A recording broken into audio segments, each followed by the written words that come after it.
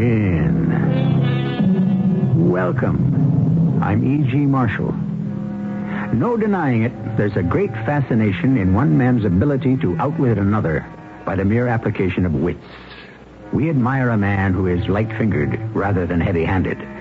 Such a man is, of course, Bradley Leighton. Name's familiar? It ought to be. There isn't a police force anywhere in the world which hasn't his name on their most wanted list. Inspector Conway, let me report I've met up with Bradley Leighton, our master thief. We're going dancing tonight. Ah, splendid idea. Well, I thought it might be useful to get him out of the way. All I shall need is 2 hours to search his stateroom for the necklace. Congratulations, Miss Lake. You're doing a fine job. Inspector, this is the most pleasurable assignment I've ever had in the cause of law and order.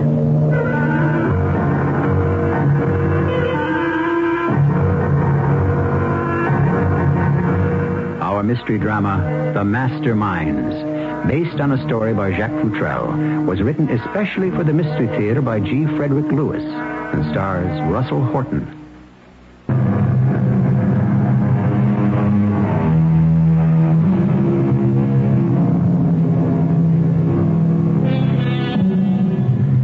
When you're at the top of your profession, the word master is added to your trade, such as master builder, master carpenter, master mariner. It's a long list.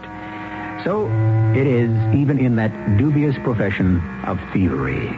The title Master Thief was bestowed on Bradley Leighton by newspapers, Scotland Yard, the Sûreté, and the police departments of Chicago, New York, and Boston. Somewhat in anger, but mostly in admiration. Inspector, I know you in Scotland Yard have a 24-hour day, so I appreciate you seeing me so late in the evening. At least I can begin to learn here. Well, you'll forgive me for saying so, Miss Lake. Oh, but... please, call me Diana. Diana. But why your Boston police should send a female operative across the Atlantic to study our methods is beyond me. Well, you have no female operatives here at the Yard? Well, not in any position of authority. Well, there are some highly trained women chemists in our laboratory, but in the field, no. Well, Inspector Conway, we in America have found very often a female detective can succeed where a male would be stymied. Stymied? Well, at any rate, I'm here to observe and to learn and not to get in your way. You still haven't caught up with Bradley Leighton, It's a very sore point with us. We'd like to see him caught, too. That's quite a record of hauls he's had. The Hemingway jewels, the Cheltenham bracelet. How did he manage to get away with that, by the way? The word we got back at home in Boston was the London police knew about it in advance. Miss Cheltenham had invited him to her coming-out party. Now, first of all, she shouldn't have been wearing anything so valuable. All we know is that Leighton strolled out on the lawn with Miss Cheltenham sometime that evening during the party. She dropped the bracelet, and that was it. It was never found. Well, there's no question he lifted it. And then broke it up, sold it diamond by diamond. And don't forget the very large emerald. Leighton may have even found a buyer in America. And then what? Then he disappeared. Who knows when he'll show up next? He's a rascal. We seek him here, we seek him there. We seek him nearly everywhere. Is he in heaven or is he in hell? That damned elusive pimpernel. Excuse me. Hello? Ah, here we are. Hello? Hello? Miss Lake, I don't know if you have the same trouble with these contraptions. They've just installed these American inventions of yours all over London and the Yard. Hello? Yes, Hartley. Yes, I hear you. Yes, I hear you. Oh, he is? You sure? Well, do about it. What can I... All right. I shall be in my office the rest of the evening if anything breaks. Well, if you want to be on hand when Leighton's in action, young lady, you just may be. He's here? In London? Lady Stanley is giving a fancy ball for the ambassador. Small affair, 300 guests. And have a guest, Diana, who is also invited. Bradley Leighton. Himself. Isn't it possible to have the place guarded? I'm afraid our police are as recognizable as yours. Over here, nobody likes to give a party and see plainclothesmen standing about. But how did Leighton get invited? Oh, he always is. If you didn't know how he made his living, you'd believe him the most charming of eligible men. I'd like to meet him. Well, I'd like to catch him. You know, it seems crazy. There he is at that ball, putting the finger on someone's jewels, and there's nothing you can do about it. Well, it's probably too late right this minute. The affair started about an hour ago, and Bradley Leighton doesn't wait long before he strikes.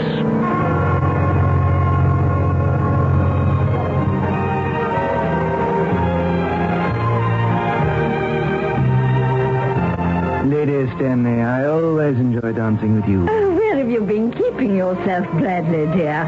It seems the only way to find you is to invite you to a party. Actually, I can't even remember where I've been. I know I spent a couple of weeks this summer at Cetro.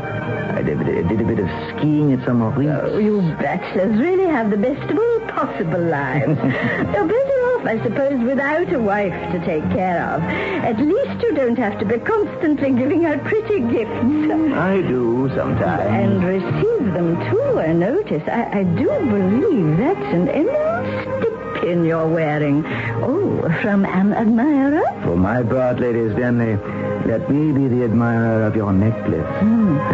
But then, you know, I have always admired it. Clusters of the blue, white, and the rubies. They aren't generally so well matched. Well, it's really all I have to remember, Lord Stanley. But Bradley,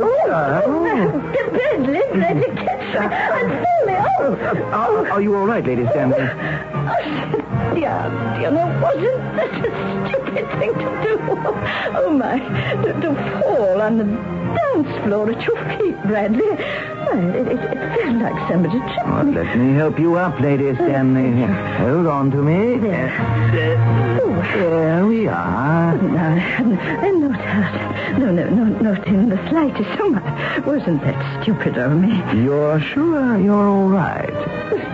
No, don't you dare treat me like an old lady. No. Well, what were we talking about? Oh, yes, my necklace. Lady Stanley, I think you must have dropped it. It's not around your throat. It's not. Oh, dear.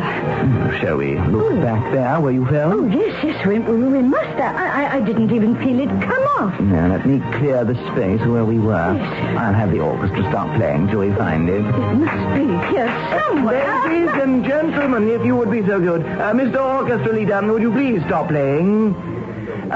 Ladies and gentlemen, Lady Stanley has dropped a necklace somewhere on the ballroom floor. Now, if everyone would please stand perfectly still where you are and look down at your feet, we ought to be able to find it.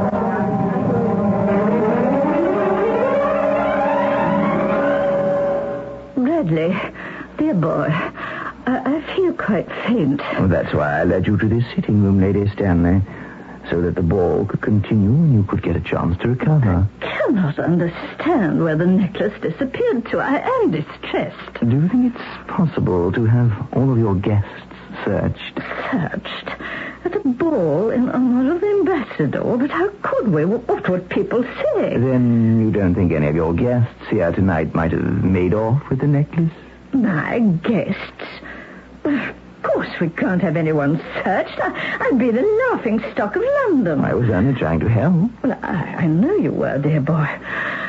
Oh, I feel better now. Perhaps we should inform the police. The police? And insult 300 of my dearest friends? Well, there's time enough for that tomorrow. Now, take my hand, and you and I shall return to the ballroom. You really feel up to dancing, Lady Stanley? I have to make an appearance. It's expected of me.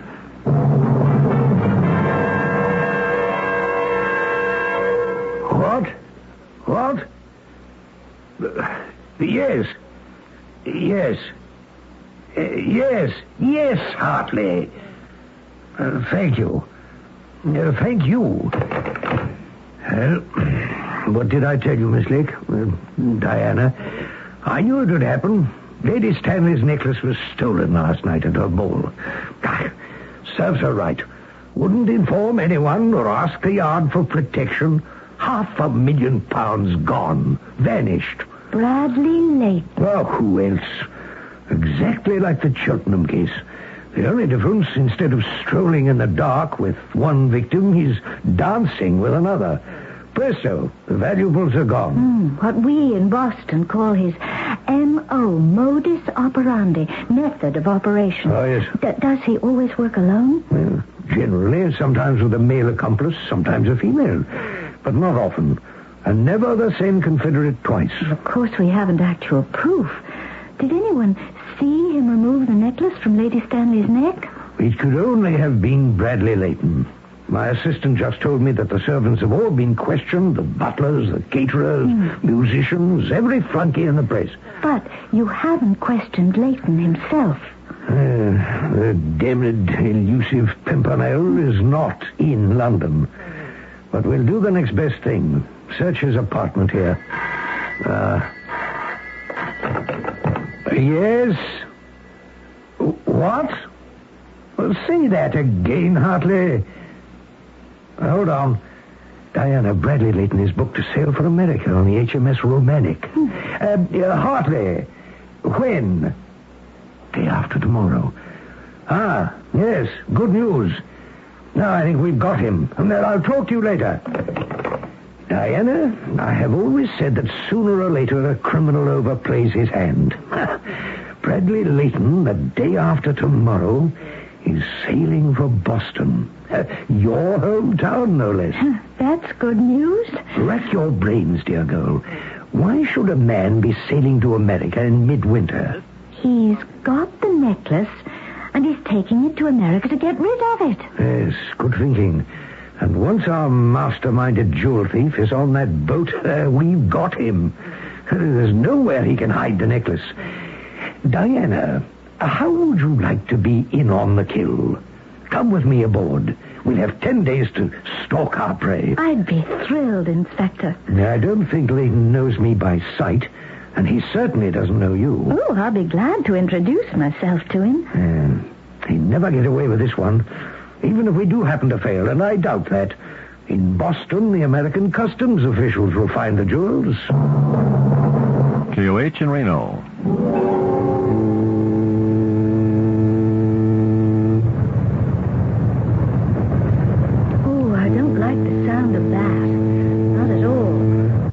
Sound, that foghorn? Sounds like foggy weather. And you know what happened to the Titanic. The Titanic was 10 years ago in 1912. And it wasn't fog they ran into. It was an iceberg. And there are no icebergs on this route? Not a one. Didn't that chap from Scotland Yard I've seen you talking to tell you about ocean voyages by steamship? Mr. Culpepper is from Scotland Yard? Are you sure? Am I sure? He thinks he's traveling incognito. That gentleman's name is not Culpepper. It's Conway. Herbert Conway, Chief Inspector of the Yard. You know him? I'd say over the years I've made a practice of trying to avoid him. Now, if you'll excuse me, Miss, Diana Lake. Miss Lake, I must be off for my morning walk round the deck. I shall look for you after dinner. Perhaps you'll join me in a dance this evening in the lounge. I love to dance. So do I.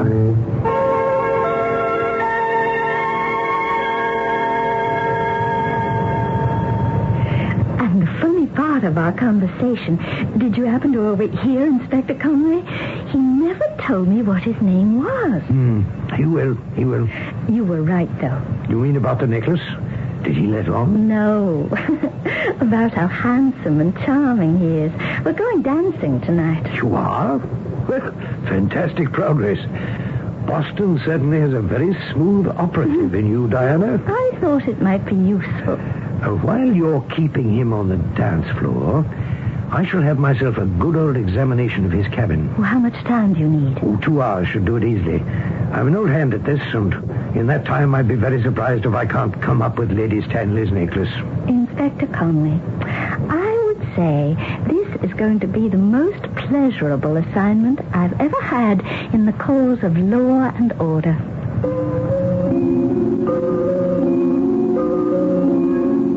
The date of our tale is obviously 1922, when travelers crossed the Atlantic aboard a great ocean liner in an unhurried, leisurely fashion. Today, that has changed. I'm not sure for the better. What has not changed is that perpetual chase after the wrongdoers by the right doers. I shall be back shortly with Act 2 of The Masterminds.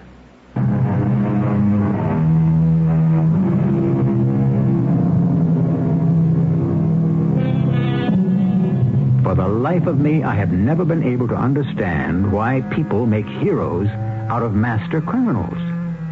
Is it because they're doing what we don't dare do? Is it because all of us are basically perverse? Or is it because anyone who tries single-handedly to beat the system has our secret admiration? Perhaps before the final curtain rings down, we shall find out. Beautiful out here on deck, isn't it? I say, aren't you Leighton? Bradley Leighton? Inspector Conway. I wondered when you'd be around to introduce yourself. I don't mind having to travel on the same boat as you. But why are you upsetting my approach to this lovely American girl? If I wish to tell her my name's Culpepper, why do you have to stick your nose in? When you Scotland Yard boys get on an ocean liner, you behave like the rest of us. Why are you on the HMS Romani? Well, I've been working pretty hard on the Stanley affair. The old man thought I was due for a vacation. See America, you know? I don't think it, Lady Stanley. I was there, you know. I happened to be the one who noticed her necklace was gone. Who were you? Oh, yes, so you were. Anyway, I just thought I'd let you know I've staked a small claim on Miss Diana. So ease off, Leighton, would you please? Mr. Culpepper. After tonight, I'll do that. Besides, I understand there are a few bridge players on board, so starting tomorrow night, I plan to join them in the smoking room. So, you can have the little American lady all to yourself. Yes, who is it? Conway here. Oh, Inspector, come in. Well, success? You were going to give me 2 hours. I heard the two of you singing at the top of your voices coming down the companionway after only 1 hour. Well, it was the only way I had to put you wise. Then I just managed to unlock the adjoining cabin door and hide there till the coast was cleared. Oh, I was just as upset as you were. The orchestra suddenly got a little under the weather and stopped playing. So, you didn't find Lady Stanley's necklace, No. Now we'll have another try tomorrow night. Bradley didn't ask me to dance with him tomorrow night. He told me he was joining some men playing bridge in the smoking room. Those games go on until 2 in the morning, at least. Now, that'll be our chance. You want me there? You came to learn the yard's techniques. What better way? If he's got Lady Stanley's necklace with him, I'll certainly help you all I can to get them back.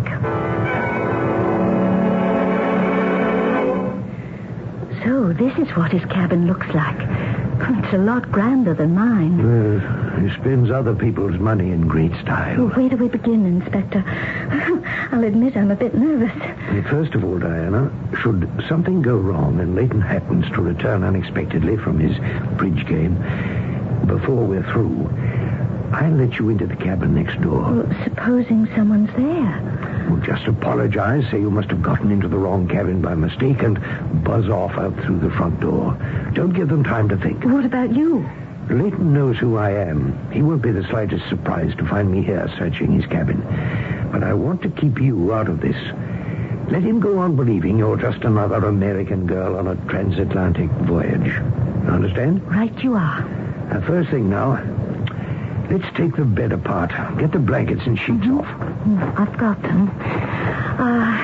Now, let's see. I'll go over the mattress carefully and see if he's cut apart any of the stitching. Just enough to hide the necklace. Fine. I'll check the pillows, blankets, and so on. Oh, no luck there. I sure could learn how to make hospital bed corners from you, Inspector. What next? Well, pull out those 3 dresser drawers. Check the contents. Unroll the socks, unfold each handkerchief, and don't forget to look between the back of each drawer and the cabinet. No sooner said than done. While you're doing that, I'll untie the bundle of English newspapers. Open each one and shake out each page.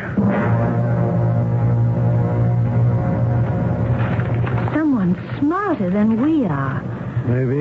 Maybe not. Persistence is what pays. Haven't we searched everywhere? Not quite. I want you to go right around this carpet. Along the door, on the walls, under the bed, wherever.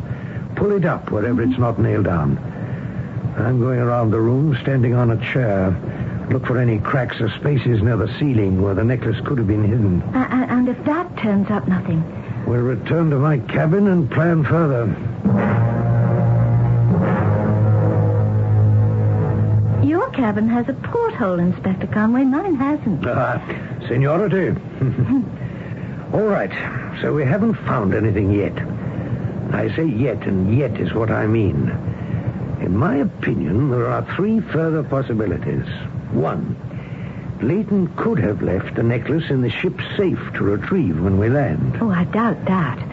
Especially now, knowing you're on board and knowing that when we land, you'd be watching him like a hawk. Check. Well, possibility number 2. The necklace is in one of his trunks, which are right now somewhere in the hold. And we would never get to them until the ship docks. Oh, it doesn't sound like the kind of hiding place he'd use. He'd know you'd alert the U.S. Customs. What does that leave us? Possibility 3. The necklace has got to be on his person. Oh, pretty nervy. That's what he is. I think I shall take me a stroll into the smoking room and examine Bradley Leighton myself from toe to head. What are you going to do? Undress him? My approach will be that of a vacationing member of Scotland Yard who is unsuccessful in containing his liquor.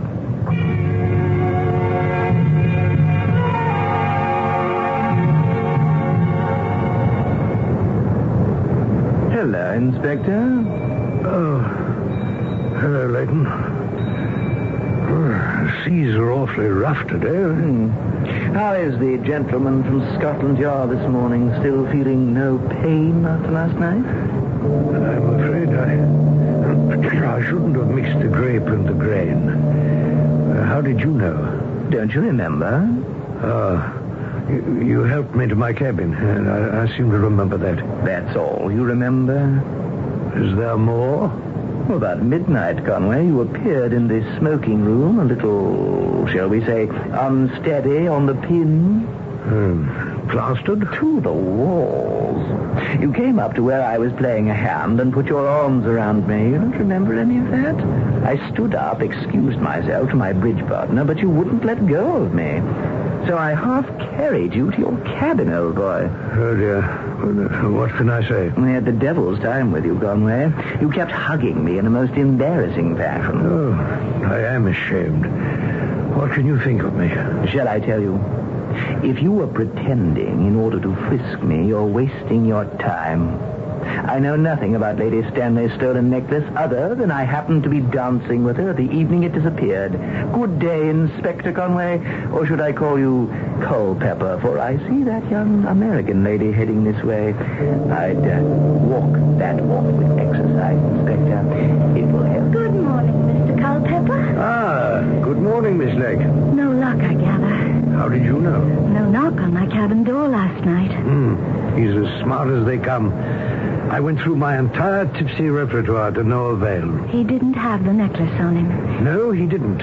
There's one more place in his cabin I haven't searched. I'm going back there tonight. Inspector Conway, isn't it getting a little dangerous? In what way? Well, supposing he's armed, a gun. Oh, he carries a pistol, I know that. But Leighton never uses a gun when he has the upper hand, only to defend himself. But if he found you in his cabin... You don't know the man, Diana. Force offends him. He wouldn't stoop to it. I'll be in his cabin at 9 tonight. Would you care to join me? I wouldn't miss it.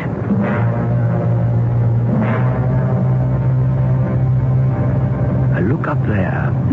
See those ventilation ducts overhead?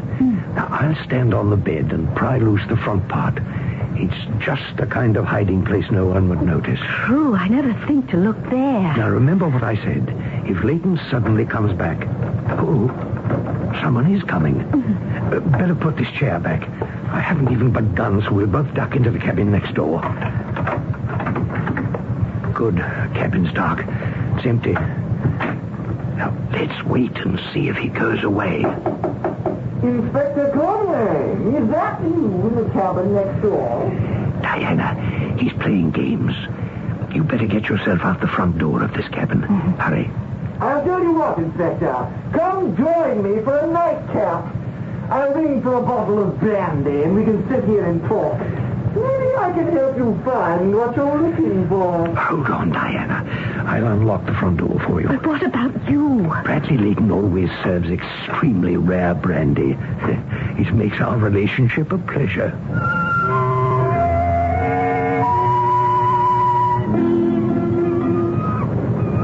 You look depressed this morning, Inspector. Why shouldn't I be? We're nearing land. I'm annoyed and angry, but not defeated. Maybe his sailing to America had nothing to do with the necklace. Isn't that possible? My instinct tells me Lady Stanley's jewels are on this ship. No, he's probably got them in his trunk, or in one of them. Well, then there's no problem. We'll be in Boston Harbor in 2 hours or so, and I'll go send a radio message to the head of the Customs Service. My boss, Chief O'Rourke, knows him personally. I'll tell him to go through every piece of luggage Leighton's got until he comes up with the necklace.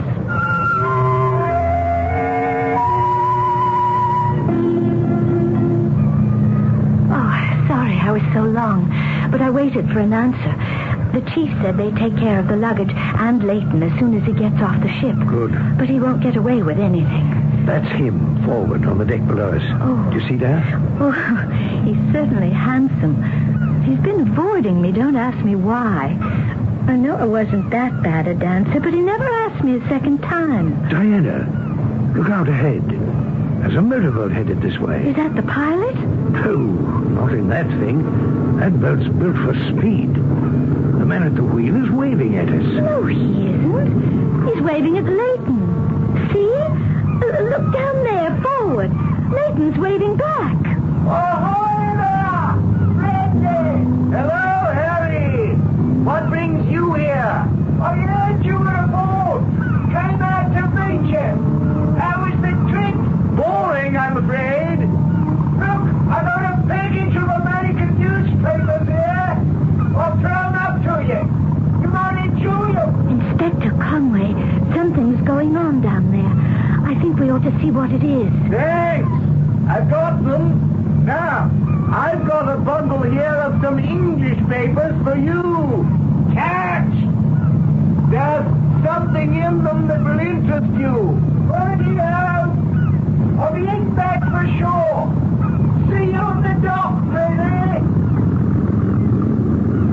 Inspector, aren't you going to do something? By Jove. There goes the necklace. Diana, tell the wireless operator to get you the Coast Guard. Explain the whole thing. That motorboat's got to be intercepted and searched. And to think I'm standing 25 feet from the whole transaction doing nothing. If I were my chief, I'd fire myself.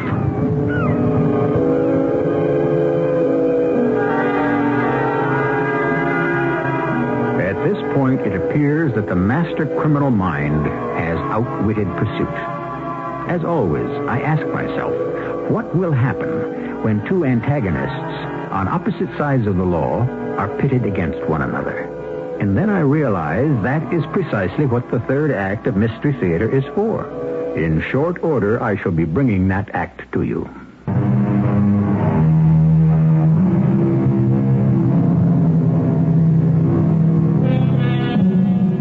As author Jacques Futrell describes the scene, Inspector Conway watched the motorboat speeding towards Boston. It spoke to no other craft, passed near none, until it disappeared into Boston Harbor. Shortly thereafter, the HMS Romantic tied up at the dock. Bradley Leighton was taken to a special room and searched, as was his baggage. There's my chief. Inspector Conway, come with me. Patrick! Diana, got your messages. Inspector Conway, I'd like you to meet my chief, Patrick O'Rourke, Boston Police. Scotland Yard, eh? I'm very pleased to know you, Chief O'Rourke. I don't often get away from my desk, but Diana's been sending wires from abroad about this Leighton character. We've heard of him, so I thought I'd give the customs people a hand. Have they examined his luggage? Right down to the toothbrush. Well, we've had the man stripped, nothing on him. Had to let him go. The motorboat? Coast Guard brought her in, heard the pilot, a man called Harry Cheshire, examined him. We took that little craft apart piece by piece, even raised it out of the water. Nothing. Those newspapers? Just English newspapers. Oh, it can't be. It was. I could have sworn. Wait a minute. Patrick, isn't there a few minutes when she's rounding the breakwaters to get into the harbor that she was out of sight? Maybe that's when they transferred the stuff to another boat. Right, it's true. There are about 3 minutes when the motorboat was out of sight. But nothing that floats or swims came nearer. I'll tell you what. Let's get your bags together. Yours, Inspector, and Diana, yours. And then both of you come back with me to headquarters. We'll sit down. You give me all the background on this jewel thief. And if I can help, I'll be glad to.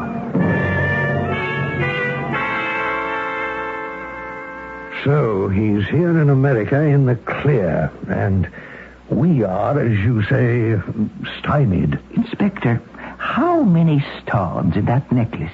77 diamonds and 50 rubies.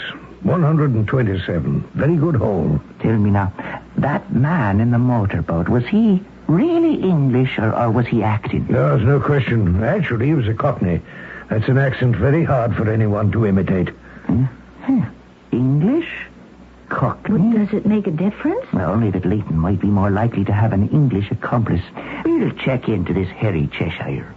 My feeling, Inspector, is this Leighton never had the jewels with him, and he's making a fool of you. If it weren't for that bundle of newspapers Leighton threw into that motorboat, I'd say forget it. He didn't bring the stuff with him. So, I must assume he did hide the jewels in his stateroom, and that Harry Cheshire is a Confederate and received the stolen goods in the motorboat and made off with them. Well, if so, how were they brought ashore? Harry Cheshire couldn't have swallowed 127 gems. So, I ask you, what have we? Nothing. I don't agree with you, Inspector. Instead of nothing, we have the answer. I just may be able to give you the name and address of the man who has the jewels at this moment. Assuming, of course, that Leighton brought them with him. If you'll excuse me, Diana, take care of the Inspector. I'm going to the next office and place a call or two. Be right back. Miss Lake, Diana, is your chief joking? No, Inspector. But he's quite a wonder. Do you mean to say that I've been working to get hard evidence against Bradley Leighton for months in 3 cases? And all O'Rourke has to do is make a phone call for the name and address of the man who's got the swag? If Patrick O'Rourke told me he was going into the next room to bring back the Pacific Ocean in a teacup, I'd believe him.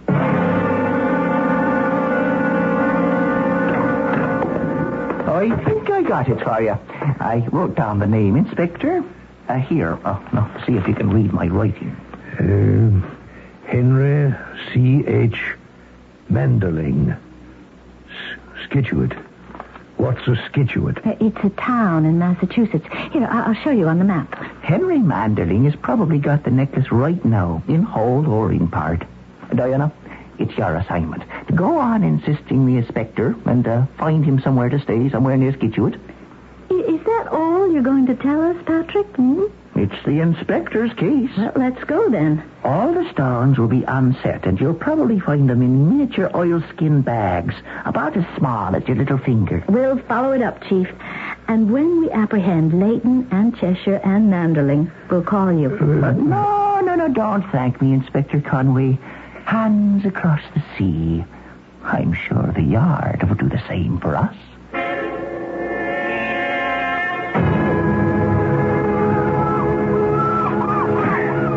Have we much further to walk, Diana? It's getting quite dark. I'm not really sure, Inspector. I've never been to Scituate before.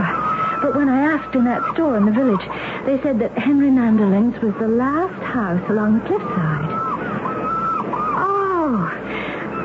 the house. I'm sure of it. See, it's smaller than all the other mansions that face the ocean, but it's made of stone, and that's what they told me. There's a lot of birds about. Now, let's follow this gravel path around the back door. There's no sign of anyone inside. No lamps lit. Probably no one home. So, let's get in and do the job real fast.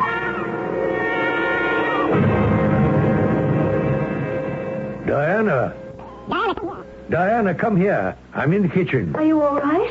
Have you found something? Shine your torch onto the table where I have mine. My torch? Oh, yes, my flashlight. No, wait a second. I'll put my gun in my other hand. Well, how do you like that? Where did you find them? Hidden inside the sugar bowl. Little tiny oilskin bags. Just like the chief said. Oh, open one of them, Conway. Let's make certain. Here, right on the table. Beautiful, aren't they? Oh. There's no question. Those are the stones from the Stanley necklace. Oh, it didn't take you long to find them, Inspector. Well, I felt so awkward in front of your Chief O'Rourke to have come 3,000 miles empty-handed that when he told me where to look, I would have felt the greatest fool in the world if I hadn't found them.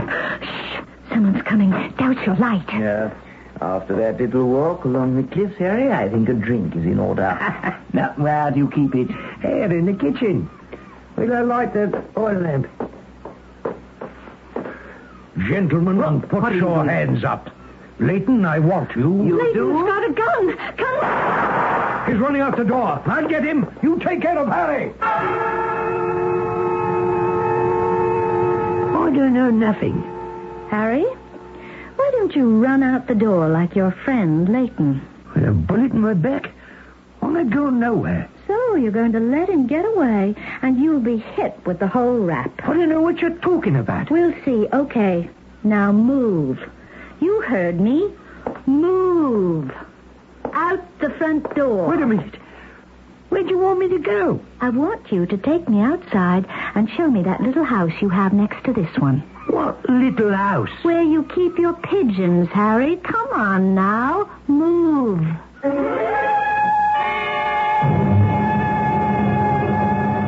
Homing pigeons, Diana. You hit the nail on the head. Patrick, you knew that all along. Conway, don't you think Scotland Yard ought to make our Diana an honorary member? I saw those pigeons roosting when Inspector Conway and I went up to search the house. Well, I seem to be the only one who didn't notice the difference between pigeons and seagulls. Inspector Conway, you found the jewels.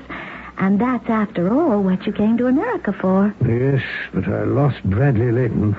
He disappeared over those cliffs like a ghost. Now, we phoned the Scituate police. Asked them to put up a roadblock, but no luck. Well, too late. Don't feel too badly, Conway. Now, we got Harry Cheshire, so even if Leighton is loose, he'll never have his accomplice. Who was Henry C. Manderling? Henry C.H. Manderling. Henry C.H. Is he Harry Cheshire? My long shot. You see, it had to be homing pigeons. What else could have scammed out of that boat without being noticed? You know, birds in the water. People would think seagulls like you did. Easy enough to tie the bags of stones to their feet. Up they went, homeward bound. That wasn't a long shot. No. I called the Homing Pigeon Association. What Englishman living around here kept a couple of dozen homing pigeons? And they gave me the name. How can I thank you, Chief?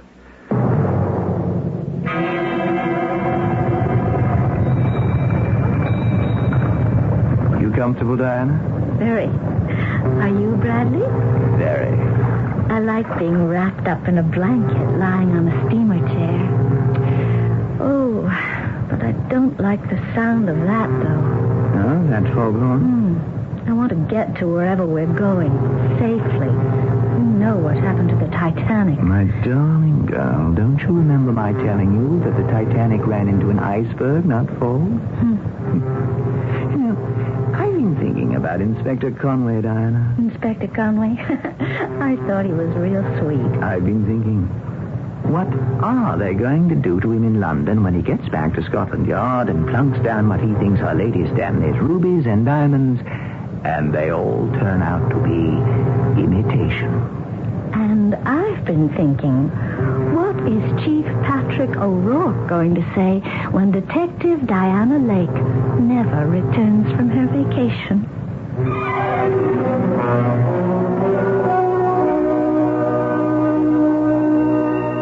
Fortunately for law-abiding citizens, a Bradley Leighton, a mastermind who can conceive and execute a robbery of such magnitude, doesn't appear on the police blotters every day of the week.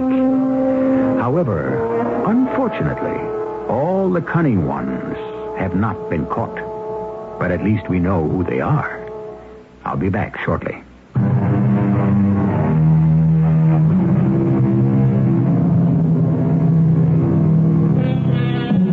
We were speaking of cunning, but we can comfort ourselves that eventually a cunning person overreaches no one but himself. As Ben Jonson put it, cunning derives its effectiveness from the credulity of others. It really requires no extraordinary talents to lie and deceive. Our cast included Russell Horton, Carol Teitel, and Court Benson. The entire production was under the direction of Hyman Brown. This is E.G. Marshall inviting you to return to our Mystery Theater for another adventure in the macabre. Until next time, pleasant dreams.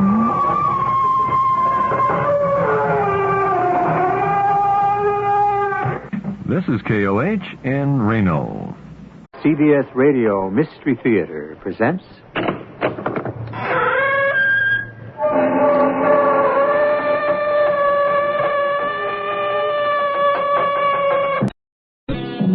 Welcome. I'm E.G. Marshall, your host for another story of the macabre. The word itself, macabre, suggests the unusual, the bizarre, the unexplainable. And the source of these stories of the macabre is you. Because each of us has been afraid of something, real or imagined, awake or in a nightmare. Did Laura Veer, who lives in Chatham on Cape Cod, imagine what happened to her? Or was it a real experience? Her husband, Will, middle-aged and semi-retired, was skeptical. Laura, it just doesn't make sense. All the same, it's true, Will. I know exactly what those bequests are. What Min will leave for her daughter and a distant cousin, me, Dr. Regan. How could you possibly know that? She was here and she told me. She could not have been here. And you know that as well as I.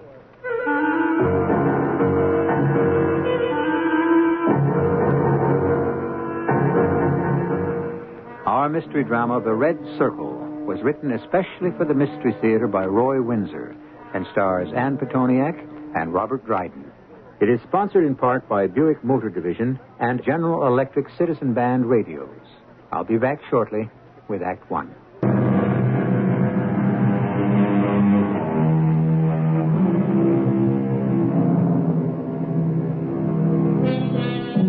Conversation, you will admit, is usually limited to the exchange of ordinary information.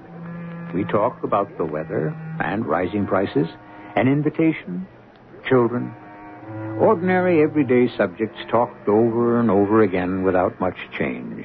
Then something unusual happens. Someone you know is a lottery winner, or your son or daughter comes home and says, "I'm married." Or out of the blue, you open the door, and there, to your surprise, is a friend you haven't seen for years. And that's what's happening to Laura Veer. Yes. Coming. Min. Hello, Laura. Why, Min Wilkins. I have never been so surprised. It's been several years. Come in. Oh. Now, let me look at you. Why are you here? Are you still living in Lowell? How's Carol? Years. This room's the same, and you ain't changed, Laura. I always liked the room. Thought about you a lot. Oh, I wrote you several times after you and Clyde left the cave. I know. I was never much at writing. Well, when I didn't hear from you, I was afraid that somehow I'd offended you. Oh, no, nothing like that. No. We were friends from when we were girls, and even after you married Will and I married Clyde, whom Will didn't care much for. Well, we remain friends. Tell me, what brought you back to Chatham? Is Clyde with you? Oh, no. I'm all alone. Are you staying? Because if you are... No, I'm not staying. I just came to see you. Oh, Min. I am so happy that you did. And Chatham, the lighthouse and the beach and the school and... Oh, just the town and how I remember it. How's Carol? Married to a nice man named Thompson, which was good to get her away from that house. Oh, does that mean that Clyde and... Oh, Clyde is cruel, Laura. Oh, I'm sorry to hear that. Is he still working at No, we went to Boston because he found work. But then he took another job, and now he's kind of a handyman. Min, I'll prepare some tea. Oh, no, please. You like my suit? Oh, yes, it's very nice. Checks are very becoming. Carol bought it for me. She lives in Lowell? No, in Boston. She's never in Lowell. Will you come to visit me, Laura? It's a nice town. Oh, sure. Of course. Next week? Well, I suppose I can get away. Is it urgent? Is something the matter, Min? Well, it's the bequests and that sideboard from my mother you always liked. Pardon me? I don't understand. Well, the sideboard is for you, and the dining room set, which is antique, goes to Carol, along with her old bedroom furniture and the poster bed. Min! My silver, which you and Will gave me, and I want my sister to have that. And then there's a cedar chest. And it goes to the neighbor woman who is the widow because... Min, please stop this talk. Bequests. Now, what kind of talk is that? My goodness, we're the same age, and I'm not thinking about dying at 54. Now, you just stop. You just give me the ship. It's all in my will. All right. In 20 years or so, those bequests will be made. I hid it. Well, wasn't that foolish? Oh, no. It's under a lot of money, and it's what my father gave me and what I saved. Now, Clyde doesn't know about it. Oh, no. Only me and you. Then I think you should confide in Carol. You'll find it and take care of everything, Laura. Min, just let me prepare some tea. No, thank you. You do like my suit. Oh, yes, very much. The jacket isn't too tight, is it? Does it rub against your throat? No. Oh, because of the red circle, you mean? Yes. Well, it's an allergy made the circle on the neck. An allergy to what? Well, I guess you might say gold. Min talked in a strange way, Will, and all she could talk about were bequests. It was spooky. Min? Oh, I always found her pretty down to earth. Even after she married that good-for-nothing Clyde Wilkins. For your sake, I was sorry Min moved away, but nobody misses Clyde. Silent, disagreeable man. Is he working? As a carpenter. She wants me to visit her next week. What for? Next week? Oh, for old time's sake. You know, I don't really want to go, but I feel obligated. Can you drive me up? Why not? Real estate's slow right now, and Betty can handle anything that comes in. Sure. You name the day, I'll loaf around Cambridge. Oh, thank you, Will. I really don't want to go. Her visit upset you, didn't it? Talk about death is always gloomy, telling me who gets what when she dies and where she's hidden her will, the money. What? What's that? Oh, I don't want to bore you with all that she said. No, I'd like to hear. I'm not so sure you should pay her a visit. She sounds a little crazy. Oh, wait till you hear. By the way, how'd she get here? Drive? No. I said goodbye and walked out with her, but there was no car in the driveway. Bus? Oh, there are not many scheduled trips from Boston, Laura. She must have come by car. Well, isn't that funny? I have no idea how she got here.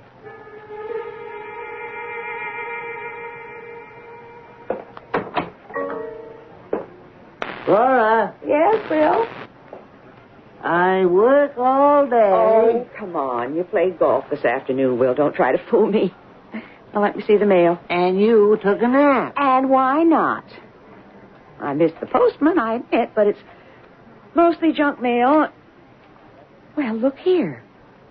Look at the return address. Carol Thompson. Who's she? Min's married daughter. Oh, sure. Carol. And married. She was a nice girl. Well, what does Carol have to say? Probably thanking me for her mother's visit. Min's no writer. Let me see. Dear Mrs. Vere, as a dear friend of my mother, she would want you to know. Will. What's the matter? Read what Carol says. Friend of mother's would want... You know that she died on the 2nd of the month and was buried privately 2 days later. I am married and... Wait a minute. Min Wilkins died on the 2nd of the month, and this is the 15th, and you say she visited you 3 days ago? She did. She sat right here in this living room, and she remembered liking it and talked about bequests. Oh, Will. Now, take it easy. Catch your breath. You don't believe me. Well, how can I? But, Will, it's true. No, it can't be true, Laura. The woman was dead and buried 3 weeks ago. She couldn't have called on you just 3 days ago. But she did. I can see her now sitting right there in that chair in her new check suit. You dreamed it. No, Will, I did not. Darling, it had to be a dream or a nightmare or something. Will, I can see her sitting there and talking in an odd way, preoccupied with death. I swear it's true, Will. Now, make sense, Laura. What you're saying is impossible to believe. Will, oh, my God. What am I going to do? You're going to forget the whole thing. The bequests, Carol, Clyde Wilkins, all of it. Oh, we'd better talk to Lem Regan. I don't need a doctor. Okay, then forget what you dreamed. I didn't dream it. Min Wilkins was here. Well, that takes care of the letter from Min's daughter. Will, I need her address. No. Now, please. I won't have you writing and upsetting her. Dispose of the subject. Now, let's forget it. Carol? Yes? What is it, Father? Who telephoned? I have a right to know. I pay the bill. Who was it? Mrs. Laura Vere. What's that old busybody want? She called from Chatham? Uh-huh. I wish I'd answered. I'd tell her where to head in. Oh, Mrs. Vere is an educated, kind woman. She was Mother's best friend, and she was always nice to me. Or have you forgotten? What'd she want? She thanked me for writing to her. You did? What about? Mother's sudden death. I've written to her other friends, too. Less said about it, better. I think she's coming up for a visit. No, she isn't. I don't want to hear. You don't have to see her. I will. I thought you was going home. You got rid of all Min's clothes and her other junk. I'll leave as soon as the movers have come and gone. The bedroom said I had as a girl. Mrs. Vere said Mother told her that I was to have it. When did your mother say that? She ain't seen this stuck-up friend for years. She saw her a few days ago. Mrs. Vere said Mother left a will. Oh, yeah? Nice news to me. A will? That's got to be read out by a lawyer. She couldn't afford that. What about the dining room set? It's an antique and Mother wanted me to have it. So you say. You're selling the house and moving into... Yeah? Moving into where? Go ahead, say it. I know what you're thinking. Now, I don't want to hear no more about Miss Vere and your mother's will. When there isn't one, you grabbing this and that. Good night. She described the suit I gave to Mother, the check suit. How could she know about that suit? She couldn't. Your mother hadn't seen her for years. Mother visited Mrs. Vere a few days ago. Get out, Carol. Go home before I lose my temper. Mrs. Vere swears she talked to Mother a few days ago. Have you lost your mind? Your mother's been dead and buried for over 3 weeks. Let her rest in peace. I don't see how she could.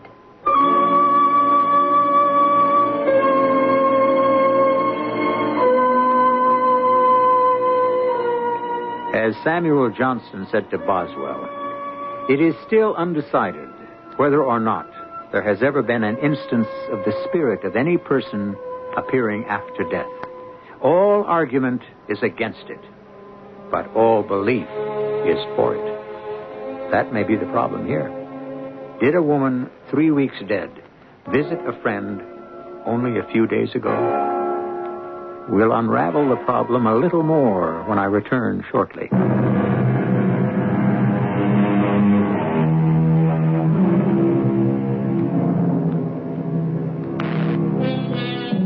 It's possible to have a dream which is so vivid that you would swear it happened, or that you knew it would happen. That's why a person says to himself, I know that this has happened to me. I know I've been here before. Or, that face is very familiar. Mrs. Vere had a visit from her old acquaintance, Mrs. Wilkins. Or was it a visitation? It had to be the latter. But who could believe Mrs. Vere? Laura, I really wish you wouldn't go up to Lowell. I have to. Will you still drive me up? I don't have a choice, do I? Besides, now that you've talked to Carol, I don't want you going into that house alone. Wilkins is sure to be ugly. I am not afraid of Clyde Wilkins. You'd better be. Oh? Why? If you still insist that Min Wilkins came to visit... She did. I didn't dream it, Will. And you saw an apparition. The woman was dead, Laura. I suppose so. But I don't believe in ghosts. Neither do I, but say it was a ghost. Why did it appear to you? I don't know. Unless it appeared to tell me something. What do you think that might be? Well, a warning of some kind? Perhaps that Min didn't die a natural death. Will! I mean it. Min was murdered? Do you know what caused the death? Did Carol tell you? No. Clyde Wilkins is a mean, devious man. Will, but he'd never commit murder. You can't say that about anyone, my dear. Now, here's my point. If Min... Now, don't interrupt, please. If Min appeared to you, it was for a purpose. Well, all right. She invited you to visit in Lowell. Right. Where you'd become entangled with Wilkins. Well, I'll just tell him about Min's visit. He won't be as understanding as I am about what she said, Laura. That's why I'm going with you. Will, you make me feel afraid. Well, if Clyde murdered Min and you suspect him, you should be afraid. If he didn't, he'll still be abusive. Either way, it won't be a pleasant visit. That's why I'll ask Lem Regan to go with us. Why a doctor? He's also the official police doctor. And he has a permit to carry a gun.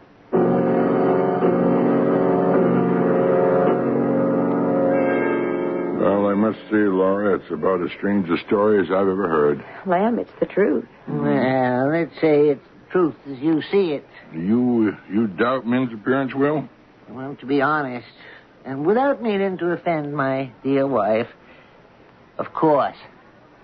Don't you? Well, I don't believe Min visited Laura because, realistically, it was impossible. Still, Laura insists she did. And then there's the matter of the bequests. Huh? I don't follow that. Well, Laura's been very specific about them.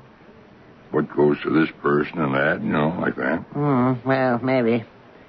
But Laura's known Min all their lives. Laura's always liked that sideboard. I'm sure she heard Min talk about what she wanted Carol to have. A subconscious catalog of who gets what when she dies. Correction, now that Min is dead. You do agree with that, don't you, Laura? That Min is dead? Mm-hmm. Yes. Carol said so. Now, say that Will is correct. No, I won't say it. I couldn't have known about that. What? Just skip it. Have you remembered something else? I'd rather not say. Why not? It might be important. I think it is. Well, then... No, I'll tell both of you later. For now, it's my secret. Why are you being so mysterious? Will, you've been indulging me, and Lem's just being polite. But he doesn't really believe that men called on me. Well, you'll see. Both of you. Now, if you'll excuse me, I'll check the upstairs and the kitchen. What was that all about? You know something, Will?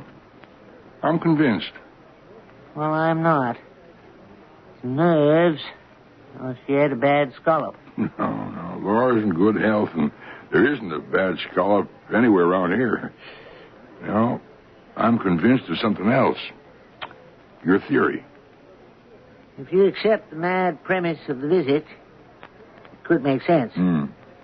Remember Clyde Wilkins? Not a trustworthy man. He could have murdered her. If she was murdered. We don't know, but I think that Laura does.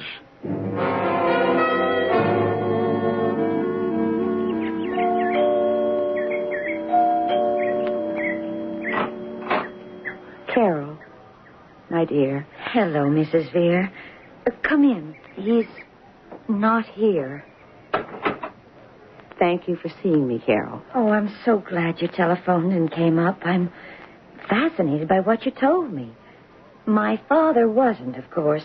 What a nice house Min had. Did you drive up alone? No, Will drove me. And, Dr. Regan. Do you remember him from Chatham? Oh, sure. Why didn't they come in? Well, if your father had been... Oh, I get it. Your troops. Oh, Will was afraid that... Sure. Father would be sure to be nasty, but he wouldn't harm you. Your father must think I'm deluded. Do you? I don't know what to think. You can't have seen Mother in the past week. Carol, I did. If you don't believe that, why did you permit me to come up? Well, say it's because there's no way you could have known about that check suit. It was new. I bought it for her at Easter. A patterned green check on gray wool with a pleated skirt and a jacket with small notched lapels. That's it. And a white blouse with a plunging neckline. Men look very nice. You have very good taste, Carol. And you saw her. You must have. May I ask what you talked about? Well, your mother did the talking. Was she sad? Yes. Strange and... Yes, I thought she looked and sounded sad. Oh, it's been hard for her. There's a neighbor, a widow. Carol, let me ask you a question. Was your mother allergic to any kind of metal, say to gold? Not that I know of. Well, when she visited me, there was a red half circle around her neck. From a gold choker, she said. A red half circle? Angry looking. Can you explain it? Not so you'll believe it, Mrs. Vera. I am ready to believe anything. I even think I know what you're going to say. Did Min die an unnatural death, Carol? She was murdered. I thought so. Someone cut her throat. Yes. Your father? I don't know. You didn't read about it? Oh, no, of course you didn't. We hushed it up as best we could. The verdict was suicide. You don't believe that, Carol? Oh, I'd like to, but no. Mother'd never do that, and that way. No. Someone murdered her. If the police think that... Oh, they asked a lot of questions, of course, and picked up one hoodlum for questioning. The motive. I know. My father and the neighbor woman, but I don't want to think that. He'd been a miserable husband to her, but murder, that's too much. The widow could be one motive. And there's another, Carol. What is it? The will. Oh, the bequest. More than that. Oh? Much more than that. Now, I can't tell you until I've talked to my husband and to Dr. Regan. Why not? If your mother's secret became known, there could be more violence.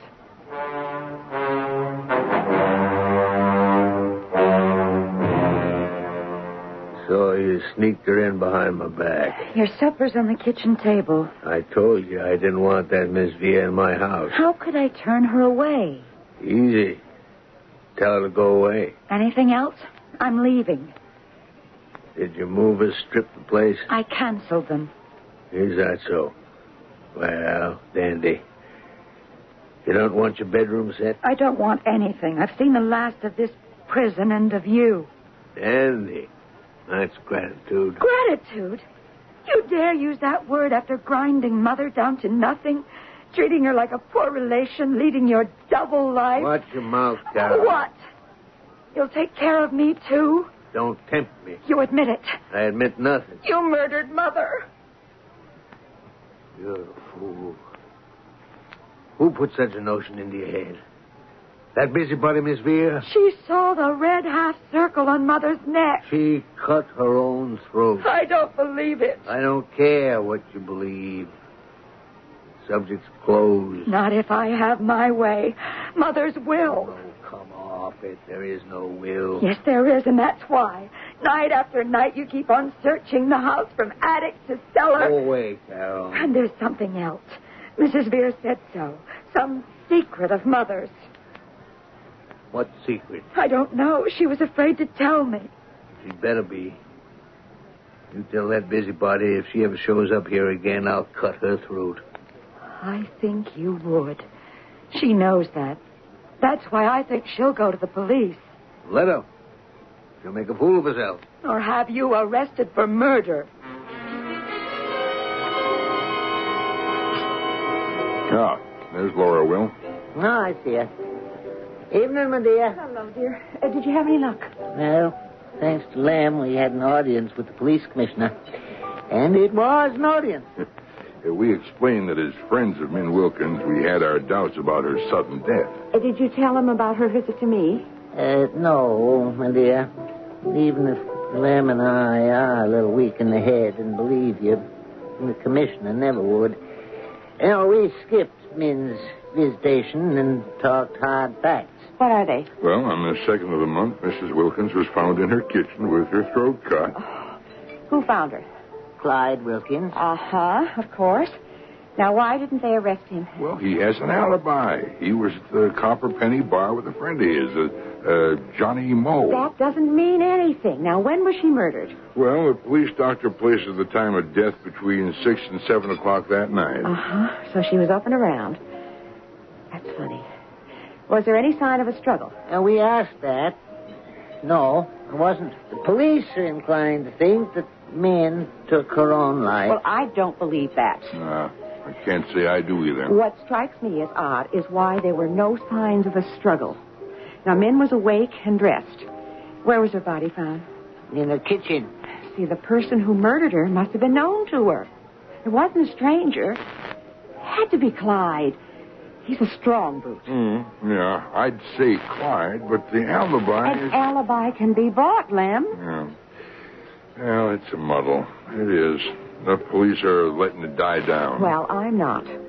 Now, there's something I know that I haven't told you. Let's have it. Min had a hiding place somewhere in the house. I know where it is because she told me. And I know what she had hidden. The will and a considerable amount of cash hidden with it. Which Clyde wanted to get his hands on. Lem, does Clyde Wilkins know you? Well, Would he recognize you? I don't know. I doubt it. He never was a patient of mine, and I grew his mustache a year ago. So why? Are you willing to do something illegal? Laura, what a thing to ask. You stay out of this, Will.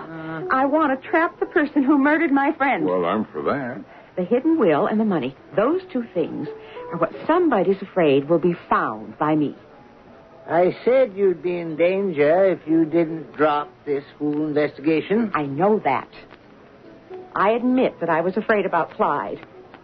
Now it's Clyde and two others, Will. One of them murdered Min, and I want that person caught and charged.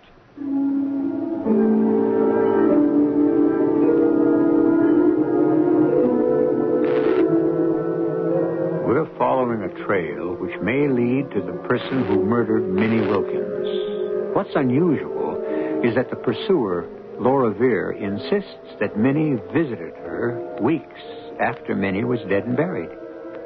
Is that credible? Ours is an age of science, and we have dismissed the idea of ghosts. But legends persist, and perfectly normal persons have seen things, heard them, felt a chill wind in a closed room. So, we will go on with Act 3 shortly.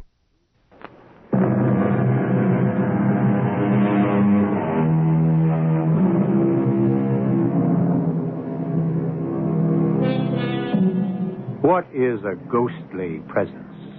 Some say it's the thought shell of an earthbound mind. Or to simplify it, put it this way. It's a record left in the air, in space, by passions existing in the past. Some persons may have the ability to see apparitions to whom they appear and are very real. Some, like those who possess extrasensory perception, are receptive to those airborne passions existing in the past and can make them materialize. Well, so be it. That's what we're dealing with here. It is the next morning, and Dr. Lem Regan rings the doorbell of Clyde Wilkins' house.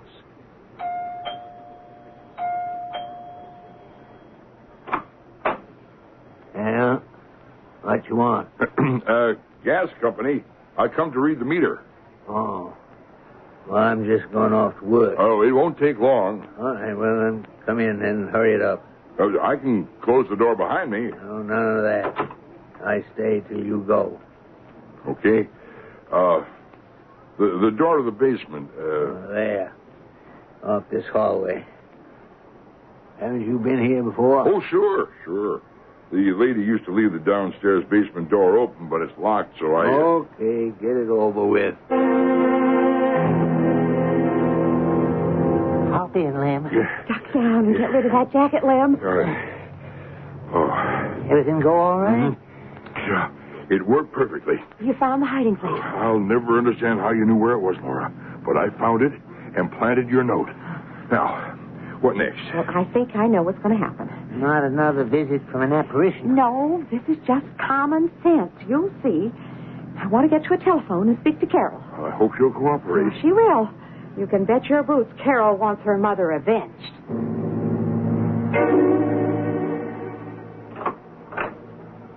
Well?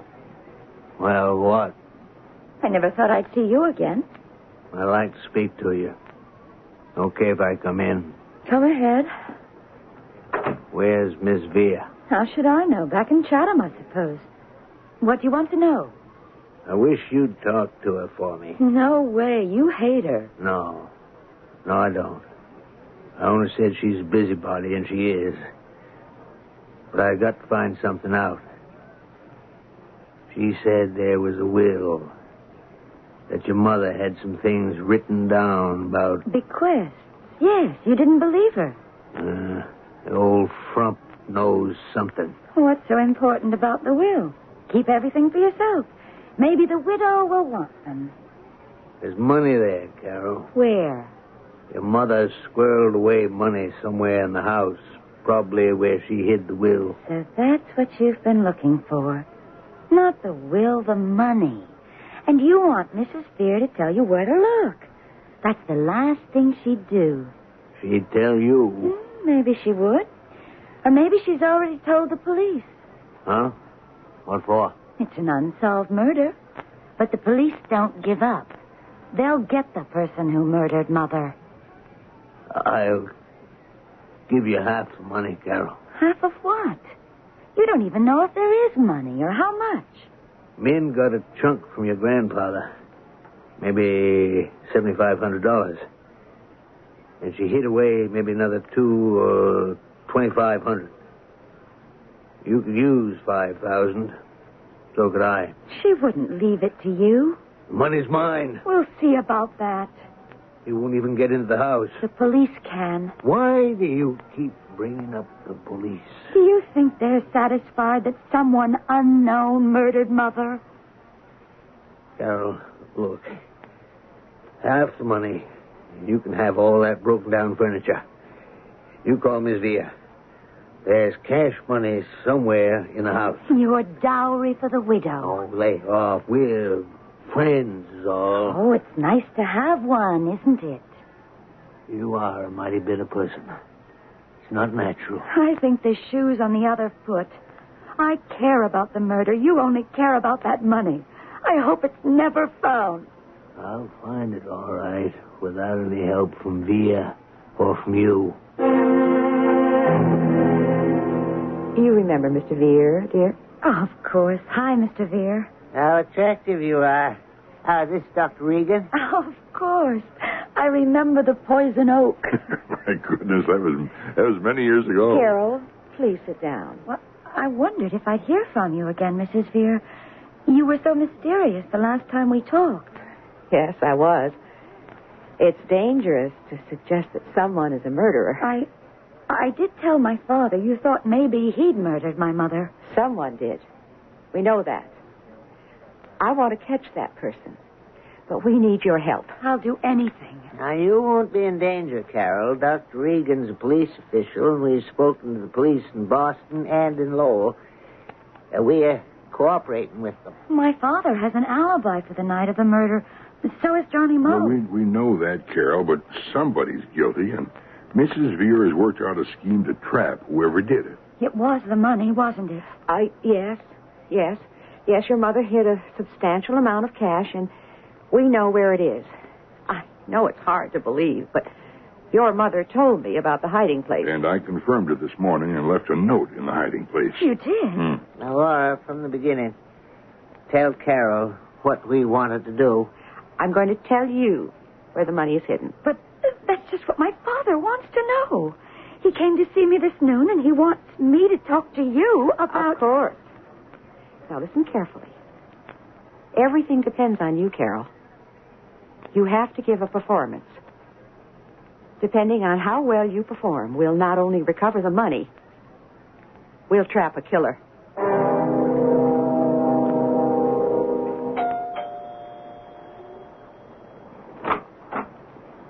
Well, my unnatural daughter, I thought you'd never want to see me again. I don't.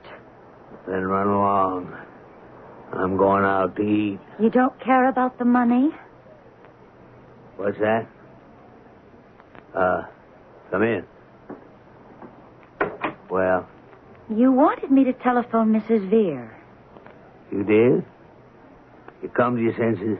She said she'd tell me where the $10,000 are hidden if you'd make me a promise and keep it. My word. She doesn't think so. What's the promise the old bat wants me to make? Can I trust you? What a question. I'm your father. $10,000 is a big nest egg, and with the sale of the house... What do you want? I already offered you half the money if we found it. You don't get no more. I want your help to find out who murdered Mother. What are you talking about? That's up to the police, and they've dropped the investigation. Oh, no, they haven't. Someone who knew her smashed her on the head and cut her throat and left. Johnny Moe and me was at the Copper Penny. From what time on? Well, you read it in the papers. What is all this? Why are you rating it all up? Who got to the Copper Penny first? You and Johnny didn't come in together. Well, so what?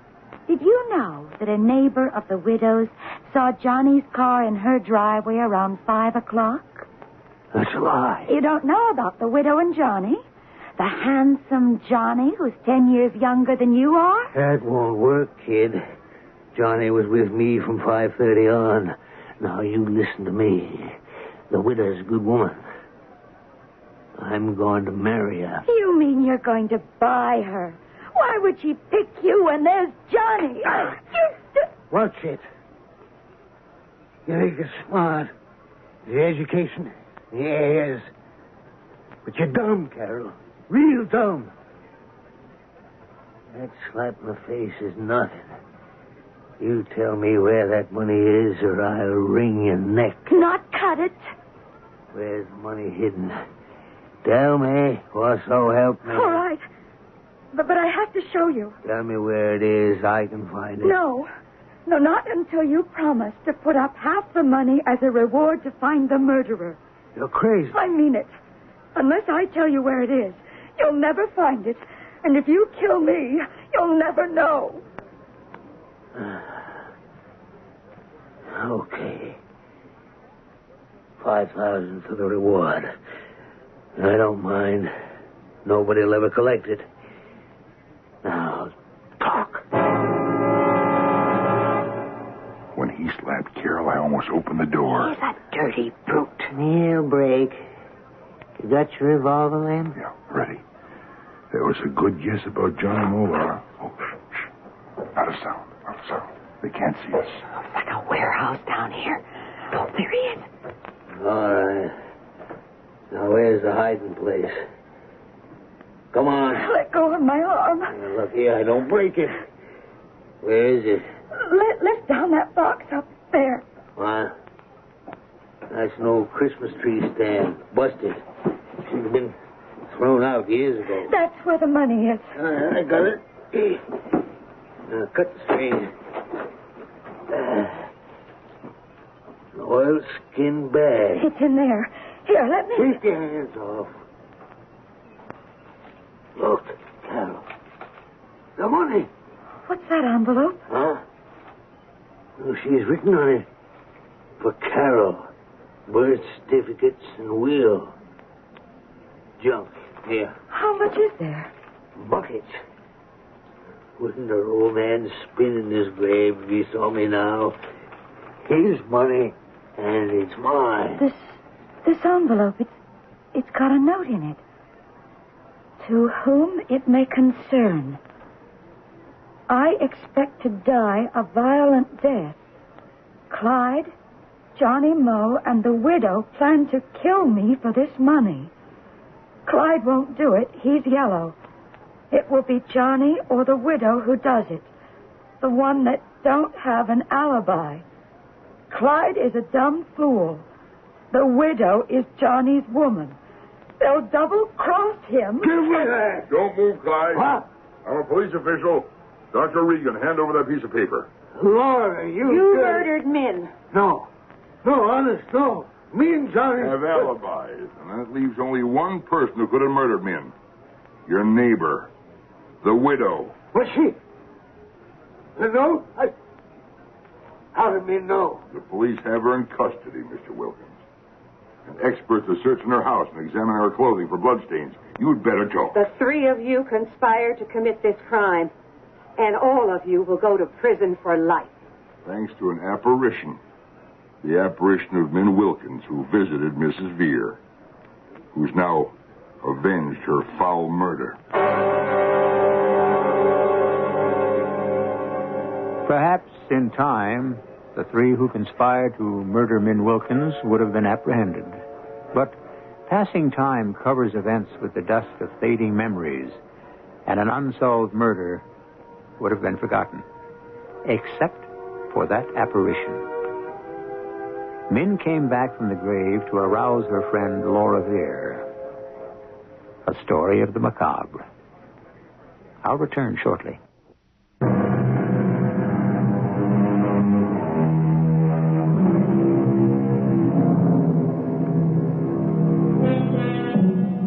We've come full circle from the appearance of a specter to the arrest of a murderous trio because Laura Vere possessed information that was impossible for her to attain. How did she acquire it? Out of thin air. Say she was attuned to it. All we know is that Mrs. Vere was avenged. Our cast included Ann Petoniak, Robert Dryden, Catherine Byers, and Joe Silver. The entire production was under the direction of Hyman Brown. And now, a preview of our next tale. Then I walked home. I mean, it's only a couple of blocks. You can ask Jerry. Jerry? Jerry's a receiver for stolen goods, a fence, a dope pusher. He and Joe must have been together in one shady deal after another. How can you believe Jerry? If there's anything I can do to help catch this wild animal... Ah, shut up. That killed that saint who was my wife. You killed her. You killed her. All right, Joe, that's all. That's all. You mean I can go? Just be available for questioning in case you need it. He's walking out. You can't do that, Lieutenant. He's the killer. Don't let him get away with it. You can't. You can't. Hey, Ernest, what is it? What's the matter? He's going to get away with it. He's going to get away with murder. Wait a minute, I can hear you screaming all the way out front. Get a hold of yourself. He's getting away with murder. Now, Ernest, No. He has to pay for it. Somebody has to make him pay for it. Radio Mystery Theater was sponsored in part by Contact, the 12-hour cold capsule.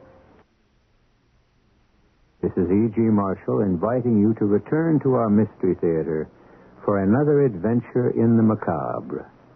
Until next time, pleasant dreams.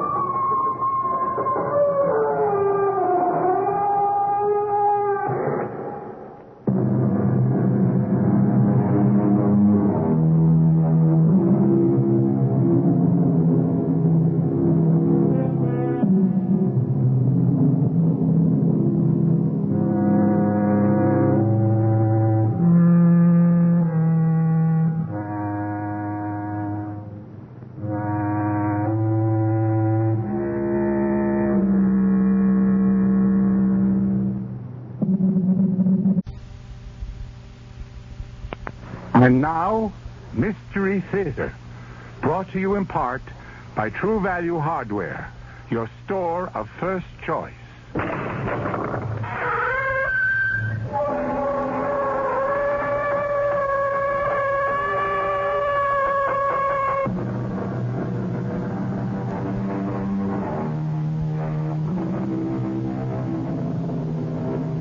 Come in. Welcome. I'm E.G. Marshall. Welcome to the world of primeval dread, to the fear you can hear. Do things have souls? Do natural forces embody malicious spirits? That was the primitive belief of mankind, stifled, they say, by the rise of civilization. But is it dead? Or does there move within us still the distorted shadow of some long-forgotten lore, dark images we dare not face? Jeff Moore never found the answer, but the question shattered his life.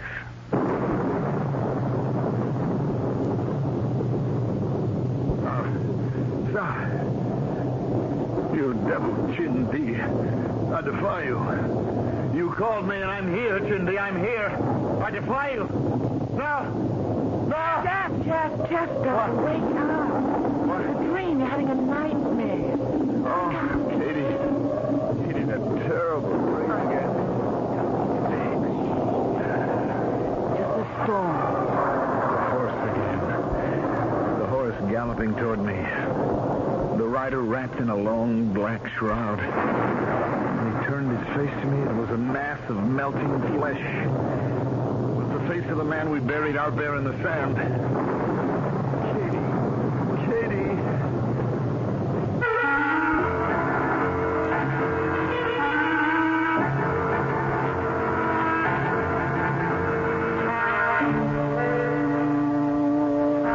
Our mystery drama, The Devil God, was written especially for the Mystery Theater by Mary Jane Higby and stars Ruby Dee and Mandel Kramer.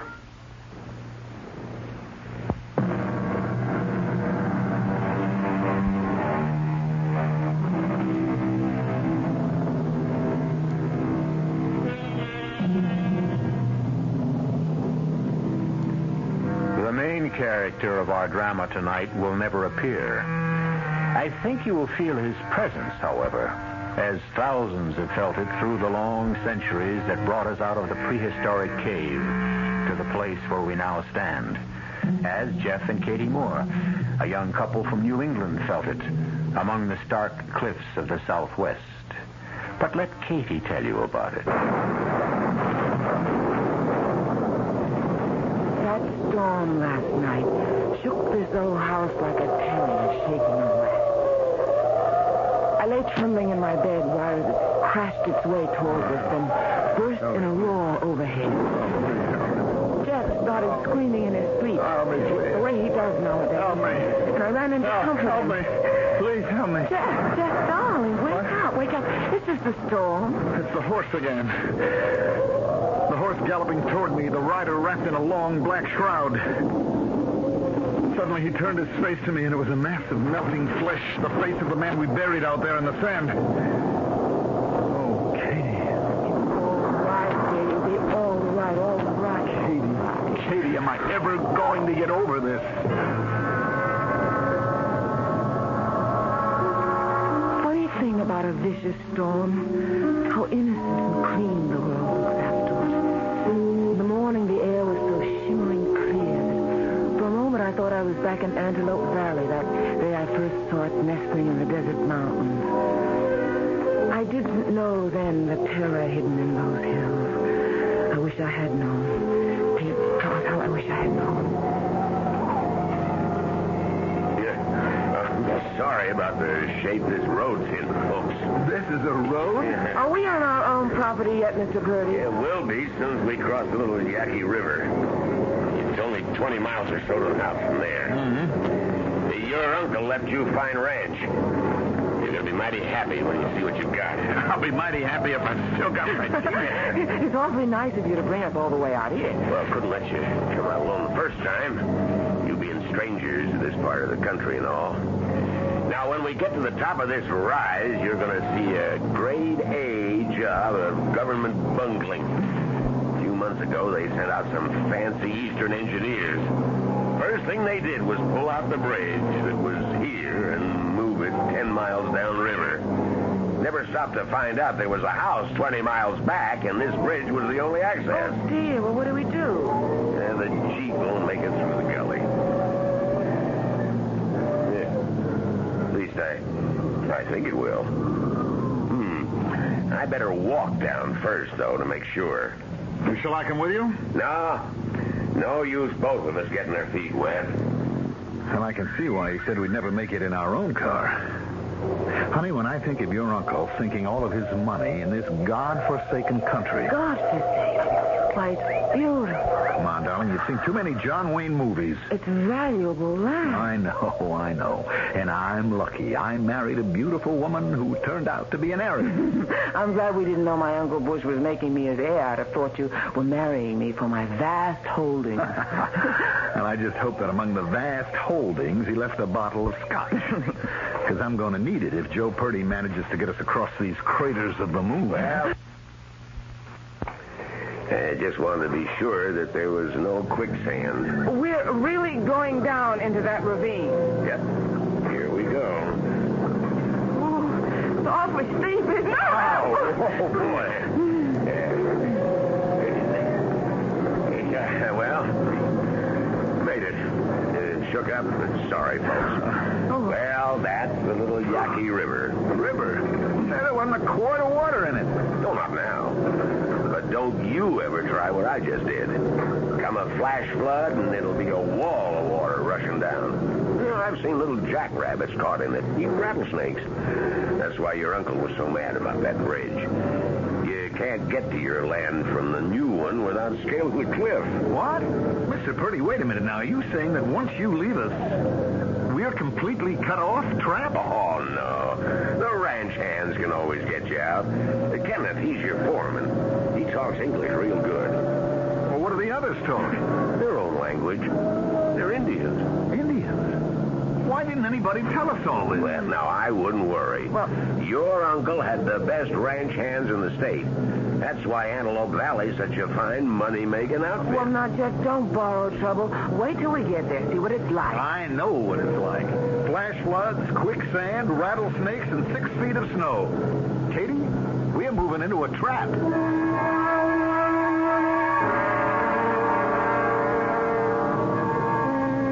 Misgivings faded when Antelope Valley lay spread before us. The long white L-shaped house, half hidden in cottonwood trees and bordered by bright flowers. And winding in the distance, the gully that marked the upper course of the little Yaqui. Some Indians were standing around the corral. I waved, but they only stared back. And here we are, folks. Well, after After what we've been through, this is kind of like Shangri-La, isn't it? We'll just get the luggage out. Oh, there's your foreman. Hi, Ken. Hi, Joe. Mr. and Mrs. Moore, Kenneth Yazzie. Yes. Nice to meet you, Kenneth. Yes. I'll help with your bags. Well, thank you. Then, if you'll excuse me, I'll get back to work. We're just finishing up. All right, if I show you around later? Oh, yes. Freezer's well stocked, isn't it, Ken? Sure is. Couple of sides of beef and a lot of game. Now, don't you carry anything, Mrs. Moore.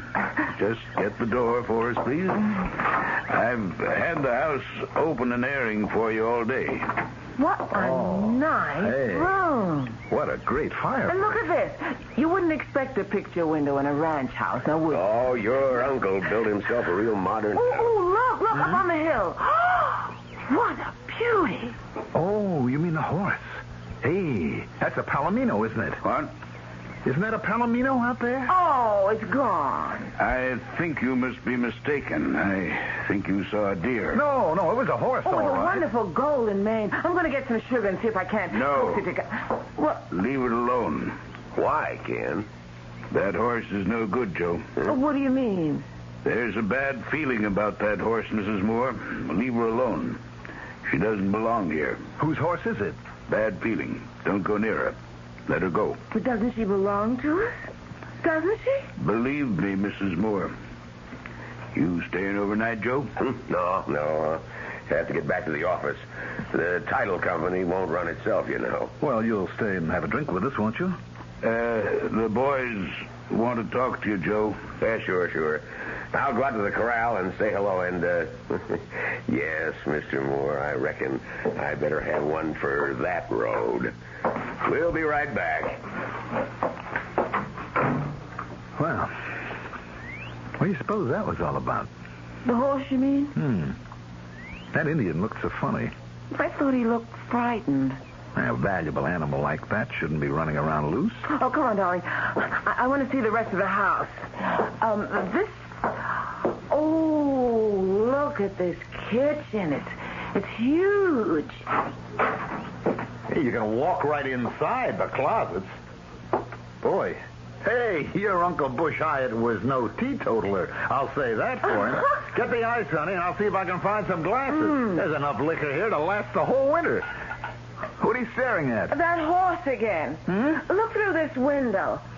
It's heavenly. Oh, Jeff. Boy, Joe Purdy's sure deep in conversation with those Indians. They're kind of a sullen-looking lot, aren't they? No, I don't think I would exactly call this place heavenly, honey. Hostile seems a better word. You don't like it. Oh, Jeff, give it a few weeks' trial and... Look, it's beautiful, Kate, but... Oh, I guess I'm just tired. Hello? Hey, we're in the kitchen here, getting it all together. What do you have, bourbon or scotch? Oh, bourbon. Bourbon's fine. I haven't found the soda yet. Will tap water be all right? Never mind the water. I'm going to ask you folks to put me up for the night. Oh, wonderful. Oh, sure. Wonderful. Well, here's to a happy life in Antelope Valley. Yes, Cheers, Joe. Cheers. You don't mind if I called you that, do you? Of course not. Everybody does. Well, I have to ride out behind the hills tomorrow. Oh, why? There's a job to do back there. Nasty job, too.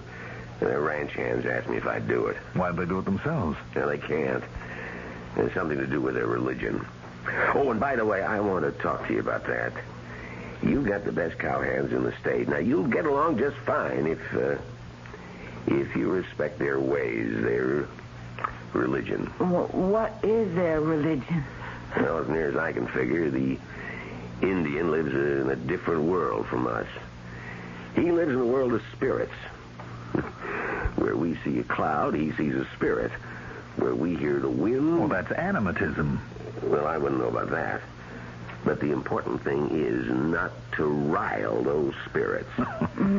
Okay, I'll drink to that. No, I'm serious. I'd advise you to be. Because, well, I've seen some mighty strange things in my time. And now about that horse, Palomino. Now, how about that? Now, is it ours or isn't it? Well, I figure it isn't. You see, anything the lightning god has touched belongs to him. You mean the horse was struck by lightning? It didn't hurt her. One of those freak accidents. But now she belongs to the lightning god. He'll strike down anybody who tries to take what is his. So, leave her alone, okay? Oh, come on. That's nonsense. Plain superstition. It's what they believe. Well, Kenneth doesn't go for this rubbish, does he? He seems like an educated man. He was a track star at UCLA. Almost made the Olympics. But Ken is an Indian. I see. All right, now look, let's get this straight. The horse belongs to this ranch, right? And it's a valuable animal, isn't it? I reckon so. Now, you're saying that I can't keep her, can't even sell her because of some whammy that somebody's put on her? I'm saying you won't go near that horse if you know what's good for you. But that's crazy. Now, don't be so sure. Well, you don't believe this drivel, do you? I don't believe it, and I don't not believe it. Well, that horse is going back into the barn. It's ours, and I'm keeping it. You take that attitude, and you'll be in trouble. Bad trouble. That is superstition right out of the Dark Ages. Older than that, I reckon. But it's their belief. And this would be one hell of a time to try to talk them out of it. They've got a dead man lying back in the hills to prove it. A dead man? If you're so cocksure about these things, ride out with me tomorrow when I go bury him.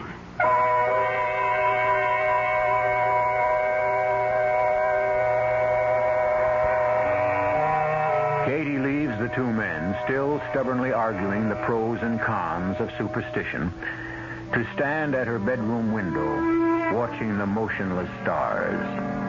As one springs to sudden life and goes skimming across the sky, she makes a wish, then smiles at herself. A meteor, nothing more. What power has it to grant good fortune? Troubled, she turns to her bed and her first night's sleep in the eerie stillness of Antelope Valley. I'll be back shortly with Act 2 of The Devil God.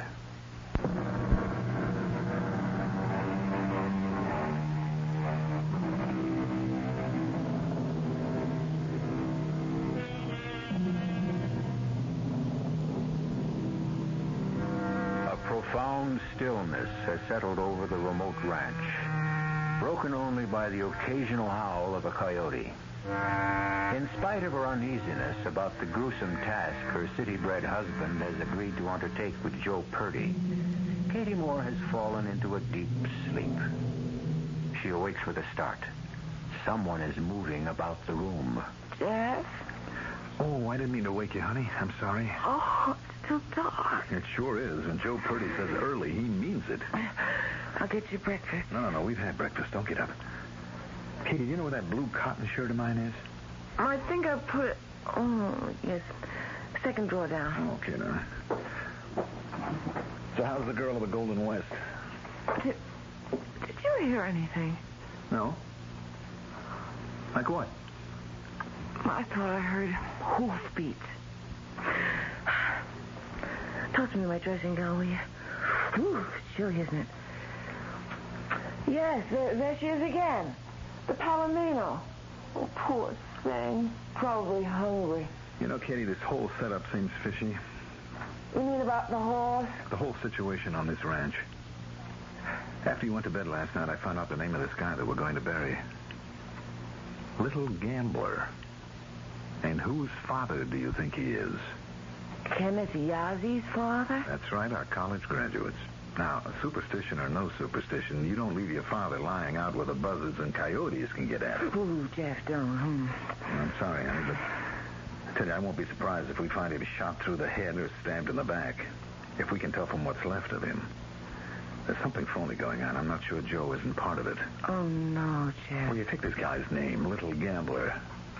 Now, honey, you know that horse is worth a lot of money. You think there was a fight over the horse? I don't know. And I sure don't go for all this mumbo-jumbo about lightning gods and rainbow gods and spirits of death. It's too easy an out. Can you see, is that horse still there? Uh-huh. Poor thing, it needs a good currying. As soon as I'm dressed and going out, I'm putting it into the barn. And, Katie, you see that it stays there. The sun was beginning to rise as I watched wily Joe Purdy and my cheerful blonde husband ride out of sight. I turned to unpacking and settling into my new home. after midday, a sudden commotion drew me out into the yard. The barn door was open, and in the dark interior, a golden mane flashed through the air as the palomino reared suddenly. I could make out two shadowy figures behind her. No, stop! Stop! Don't drive her out! Stop that! My husband put the horse in the barn. She said stay there. Now, don't let her out. Doesn't either of you speak English? Something wrong, Mrs. Moore? Yes. My husband put the palomino in the barn this morning, and I caught these men trying to drive her out. I don't think so, Mrs. Moore. Oh, yes, I saw them. The horse is no good. You mean she's vicious? That's absurd. She's as gentle as a lamb. No good for the ranch. She was my uncle's horse, wasn't she? Kenneth, I'm serious about this. We're keeping her. And from now on, I want the boys to take good care of her. They have other work to do. Oh, come on. All this fuss is because she was struck by lightning, isn't it? Let's settle this once and for all. This was my uncle's ranch. Now my husband and I occupy the place that he did. Your uncle understood Indian ways. I understand, too. I know how the ranch hands feel about the lightning god, and I sympathize. But I don't for 1 minute believe in it, and I don't think you do. Mrs. Moore, let the horse go. Otherwise, I cannot be responsible. You don't have to be. Just do as I say. He turned on his heel and left me standing there in the blazing heat. Tears of fury stung my eyes. I watched a buzzard circling in the clear sky. Then the thought of Jeff and the grisly job he had set out to do sent a shiver through me, and I ran back into the cool ranch house. I prowled restlessly from room to room until in my uncle's office I came across a photograph album. A pictorial record of his days as a trader on the Indian reservation. A recent snapshot, not yet pasted in the book, fell out in my lap. On it, my uncle had written, Scheherazade, first prize, Santa Fe, 1972. It was the palomino. I was so engrossed in the album that I didn't notice the change in the weather. A wind had come up and a door started banging. And I ran to fasten it, and I could see the cottonwoods outside writhing in the wind. A few Indians had gathered near the corral. One of them, taller than the rest, wore a big black hat. He was pointing to the east, where a dark, menacing cloud hung over the hills. I felt stifled. I sat down, gasping for breath, and watched while the ugly thing spread like some monstrous growth across the sky. Shortly after sunset, Jeff and Joe Purdy returned. Honey? Oh, Jeff, I'm so glad you're back. Not as glad as I am. What a day. Nasty chore. I reckon it gave your husband a bad turn. You better believe it. You look exhausted, darling. Aren't you coming in, Joe? No, I'll just return our ponies to the corral, and then I got to get on my way. I want to keep ahead of that storm, at least till I cross the little Yaqui. You'll excuse me, Mrs. Moore? Oh, of course. Goodbye, and thanks, Joe, for everything. So long, Joe. I'll see you soon. Sure. I'll keep in touch. Oh, Ken, take these ponies. I've got to get going. Okay. You'll make it if you hurry, Joe. So long. Come on in, darling. Yeah. Those cow ponies are tough little animals. I don't think anything else could have made this trek. It was rugged, huh? You'd never believe it, honey. I'll say this for the lightning god when he sets out to do a job. That bolt must have hit the Indian in the head and spun him right around. His face was like melted. Oh, even his moccasins were split. And a funny thing, his blouse was untouched, but the sleeves were gone. Apparently went up in smoke. And the flesh on his arms was peeled to the wrist. Do you think it really was lightning? Oh, no question about it. Freak accident. Strange how often people use that word about lightning. Freak. Yeah. You have to see it to know why. I mean, it looks deliberate. You know, like two guys are in a boat and one is struck by lightning and killed and the other one isn't touched. You know what I mean? The Indians think it's malicious spirits. Chindi, they call it. Well, it's nonsense, of course, but I tell you, standing alone with Joe out there in the desert, well, it was funny, but it was like I could feel a presence. I kept looking over my shoulder.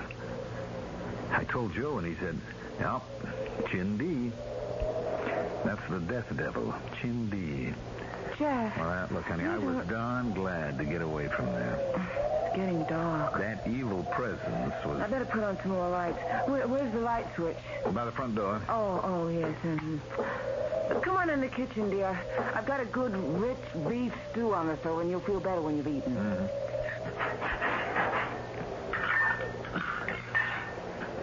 What was the scenery like back there? Sky, sand, and sagebrush. The handiwork of Chindi.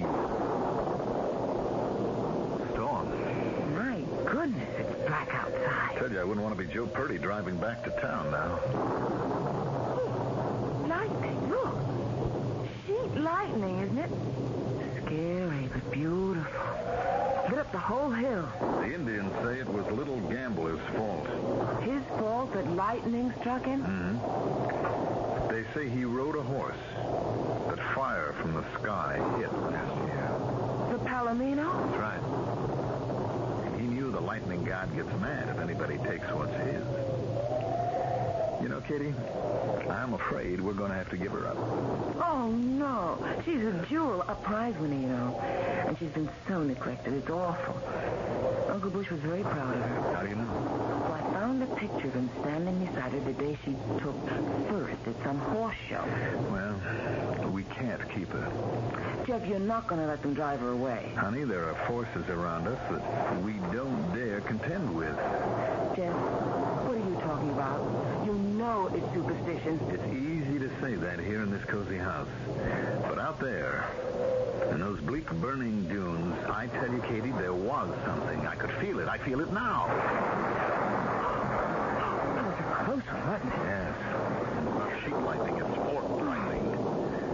I'm going out and open the barn door. Jeff, you're not in this weather. I won't let you drive her out into this weather. What's the matter with you? You said yourself this is nonsense. It's bringing us trouble, bad trouble. I can feel it coming like a hot wind. You've been out in the hot sun all day, and Joe Purdy has hypnotized you with this rubbish. Joe says the ranch hands will all leave if we try to keep her. Let them. We'll get others. They have good jobs here, and good jobs aren't so easy to get these days. Look, honey, this morning I felt the way you do. But damn it all, you haven't seen what I've seen. That Indian looked like he'd been scalped. I know, I saw it. I'm not just talking. Now, we've got to get rid of the horse. Jeff, listen to me, dear. If we give in now, we'll lose all authority. You know, I had an unpleasant scene with Kenneth earlier. He was very rude. We can't start out that way. This taboo, or whatever it is stupid and barbaric, and we're not going to yield to it. Now, I'm going to make some coffee. Stay away from the sink. That's not superstition. The pipes form a perfect ground for the lightning. You mean I can't even run water for coffee? Not until the worst of the storm is over. Now, it's heading for us right now. Joe was telling me that before lightning strikes, you can sometimes feel an electric charge run through your body. You feel your hairs rise. It's the hand of Chindi. Then you're probably going to be hit, and the only thing to do is drop flat on the ground and pray. Oh, flat. Oh, hit a power line, I guess. Well, what do we do? Now, just keep calm. Lights will probably go on again. It's awfully dark. Have we got a flashlight? Yeah, but it's in the car back in town. Matches? Not since I quit smoking. Gotta be some candles around here. I saw some this morning. I remember now. I was putting things in the kitchen closet. I know where they are. There must be matches there, too. I'll get some. Let's see now. It's over here past the sink. Yes. They're in the back on the third. Katie! What happened? Katie, are you all right? Katie, where are you?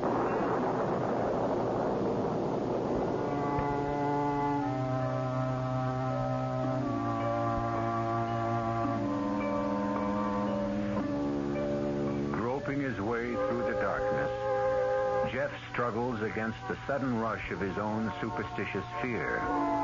But one man's superstition is another man's firmly held faith. And perhaps the only safe conduct through the uncertainties of this valley of shadows is a healthy respect for the beliefs of others. Common courtesy or common sense should teach us that. If not, the powers that be may find harsher ways to bring the lesson home. I'll return shortly with Act 3.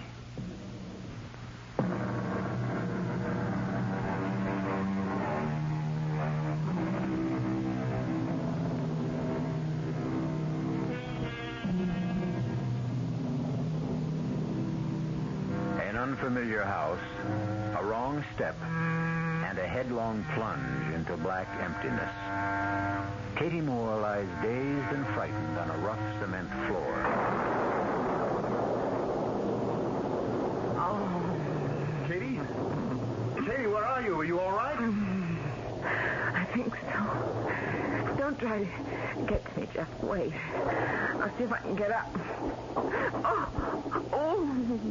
Are you hurt? I don't know. Yes, I think I fell down. My shoulder. Don't move. Damn it, if I only had a match. Yes, there are steps here. Be careful. All right. Now, where are you, darling? Here. Oh, okay. All right, listen, do you think you can put your arm around my neck? I'll try. Easy now. I better not try to move you until we get some light. I gotta find those candles. I'll be right back, darling. Watch yourself. All right. Watch yourself. Oh, Ken, thank God you brought a light. I could see from the bunkhouse that the place was still dark. I figured you didn't have a flashlight, so I brought a couple of kerosene lamps. But my wife fell down the cellar steps, and I'm afraid she's badly hurt. I didn't dare try to move her. Ken brought her some lamps there. It just happened a minute ago. She fell down these steps. She was looking for candles. She thought she was going into the kitchen closet, and she opened the wrong door. I can't move. I can't turn over. Let's see. Looks like it's the shoulder, collarbone. My legs feel all right. I can move them. Try slipping your arm around her waist. I think I can hold her so it won't be too bad. But it's easy. Going to hurt some, Mrs. Moore. Ready? Yes. Do you think we dare lift her? Yes. I've got her. Tell me when you're ready. All right now. There. Easy, darling. Does it hurt? A little. I think I can walk up. Okay. Nice. I've got you. Careful. Now, one step at a time. Then bring the lamps. Yeah, I have. Take it easy, darling. Easy now. Just a few more steps. Just get me to the sofa. Okay. Can we get the lights on again, Kenneth? Not a chance. Till the worst of this is over. I have a hunch it hit the generator. I'm going to have to get back to the bunkhouse. All right, here we are. Easy now, Mrs. Moore. Careful now. Easy. I don't want to leave the ranch crew alone too long. They're restless. Yes, I understand. All right, go ahead. And Ken? Yes? Go to the barn and get rid of her. My horse? No. Katie, no. Don't make waves. Not now. You're right. Do what you think's best. Thanks. It'll make things a whole lot easier for me. That was a bright flash. That's the whole room. Oh, my God. Well, what is it? You see that? Yes, I saw. They can't do this. I'll stop them. I'll try. Well, what's the matter? What happened? The ranch hands, honey, they're leaving. In that last flash, I could see a long line of ponies. They're all just quietly riding away. Oh, Jeff, I'm frightened. All right, now we have to keep our heads here. Well, Ken leaves, too. I don't know. People have been in worse spots than this. Now, look, we have plenty of provisions. It can't rain forever. I never saw such a downpour. Ken? Did they take all the ponies? No. There's one left, but it was badly hurt a few days ago. Kenneth, why did they all leave us? There's bad feeling here. You mean they're frightened? I'm damned if I understand it. They're not afraid of dying. It is the spirit of death they respect. It is Chindi. Indians are proud before men. They're not proud before their gods. Black Hat is a medicine man. He says Chindi is very angry now. He says tonight Chindi will take all Antelope Valley for his own.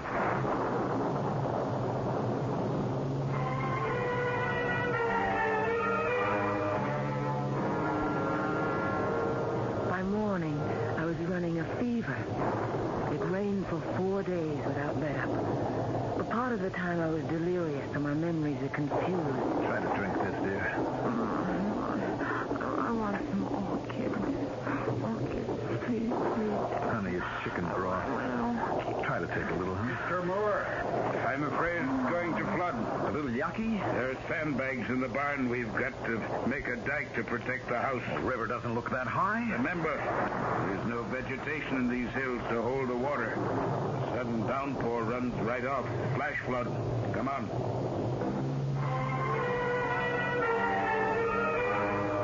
Well, that ought to hold for a while. Not enough. It's all we have. Oh, I'm so tired I'm going to drop. We've done all we can do.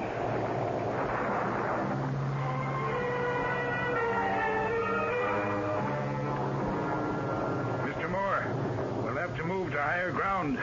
When that water hits, the house may go. We can't, man. We can't move Kitty outdoors in her condition. We'll set a tarpaulin tent on the hill. Take blankets. Hurry. It'll come any time now.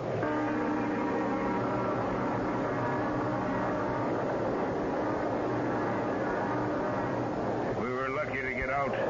Look, great Scott, it's a wall of water. Will the house go? I don't know. I've never seen anything like that. It's like a dam had burst.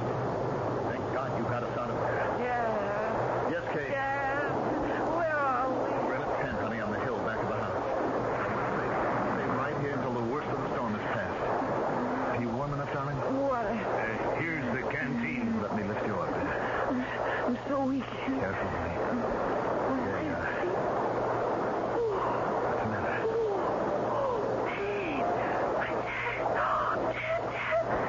Try to be quiet, darling. Ken, I've got to get a doctor. Now, if a man had a horse, could we make it out of here now? He might. He knew his way. The barn is still standing. Yes. I'm going to see if that Palomino was there. You could never find the pass. Even in good weather, somebody would have to show you the first time. In a storm like this. Look, I've got to do something. I can't stand by and let my wife die. I'll go out to the barn. No. I don't expect you to touch the horse, Ken. I understand these things better now. And you can see that I must go. First, let's see if the horse is still there. Jack. Yes, dear. I'm cold. Yeah, the blanket is slipped off. Let me wrap it around you. Where's Scanner? He went out to the barn a little while ago. I've been dreaming. A man was riding by. And suddenly a horse burst into flames. Quiet, dear. Quiet, darling. That sounds like who? It must be Ken. He's taken the Palomino. Ken, no! Ken, I'll go! Ken, come back! Has he deserted us too? No, he's going for help. Oh, the poor guy. He must be frightened to death on that Palomino.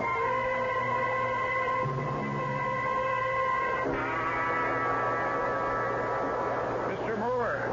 Ken, couldn't you get through? There's a truck coming. I met them a quarter of a mile down. Joe is with them. It's search and rescue from town. Search and rescue? That's a local organization. They have special equipment. Mostly they go after hunters who get lost in the San Francisco peaks. Well, how did they know about us? The ranch hand sold them. Managed to throw a makeshift bridge across the Yaqui down below. The road is mostly washed out, but they can make it slowly. Thank God. Ken. Yeah? Ken, I want to thank you for what you did. I know what it meant. It's all right. Look, we were wrong, Ken. We behaved badly. But when you've lived all your life a certain way and believed certain things, it's hard to... Well, anyway, everything will be okay now. I hope you're right. Uh-oh. We better get back under the tarpaulin. The rain's starting again. Kindy circled around. It's coming from the other side now. Oh, nonsense, man. We'll soon be out of here.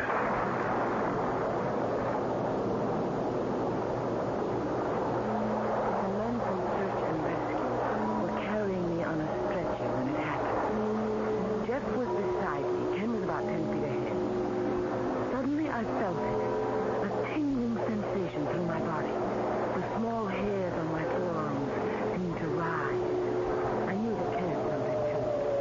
He turned and looked up at the sky, his eyes staring wildly.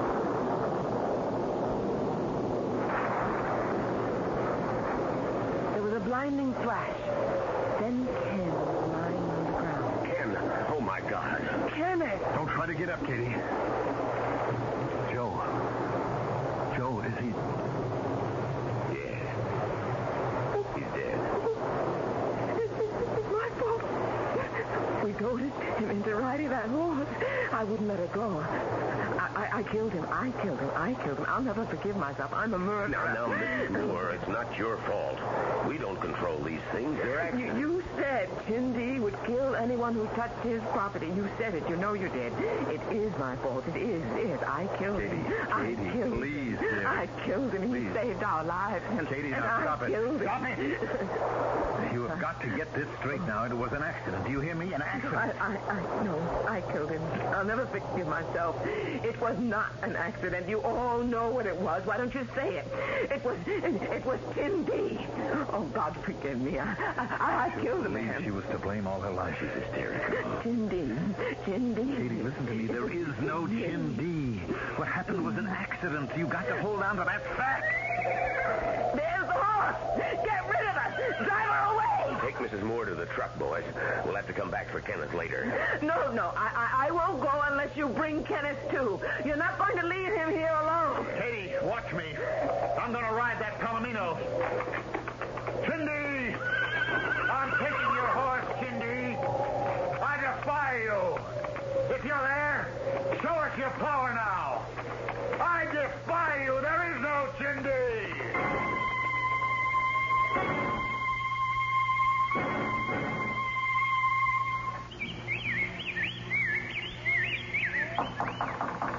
Miss Moore, you there? Oh, just Mr. Murchison. Oh, come on in. Oh, your hands are full. Just a second. I'll get the screen off. My wife sent this over to you. How nice. Well, she remembered you always did like it. Banana bread. Yeah. Well, we're glad to have you back with us in Connecticut. We thought we'd lost you to the west. Oh, it's good to be back. Did you see Jeff? He's working over at the edge of the woods.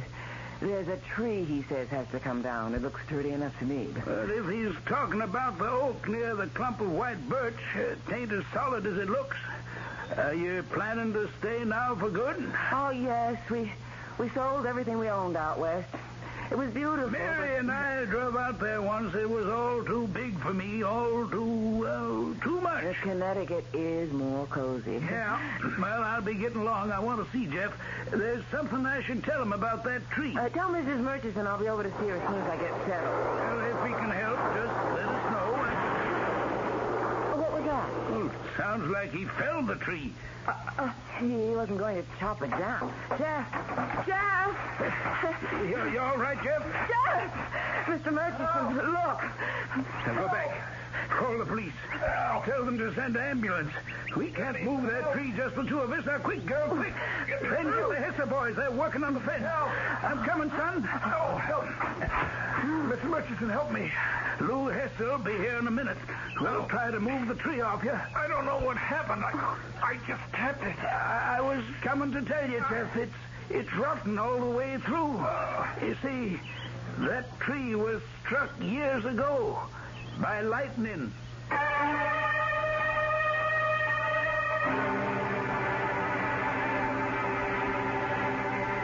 Jeff Moore is in a wheelchair now. Nobody knows just why. The doctors say he suffered no permanent injury when that tree fell.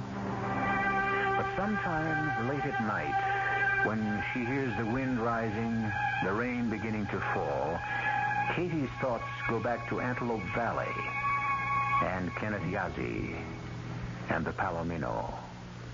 And she wonders. I'll be back shortly.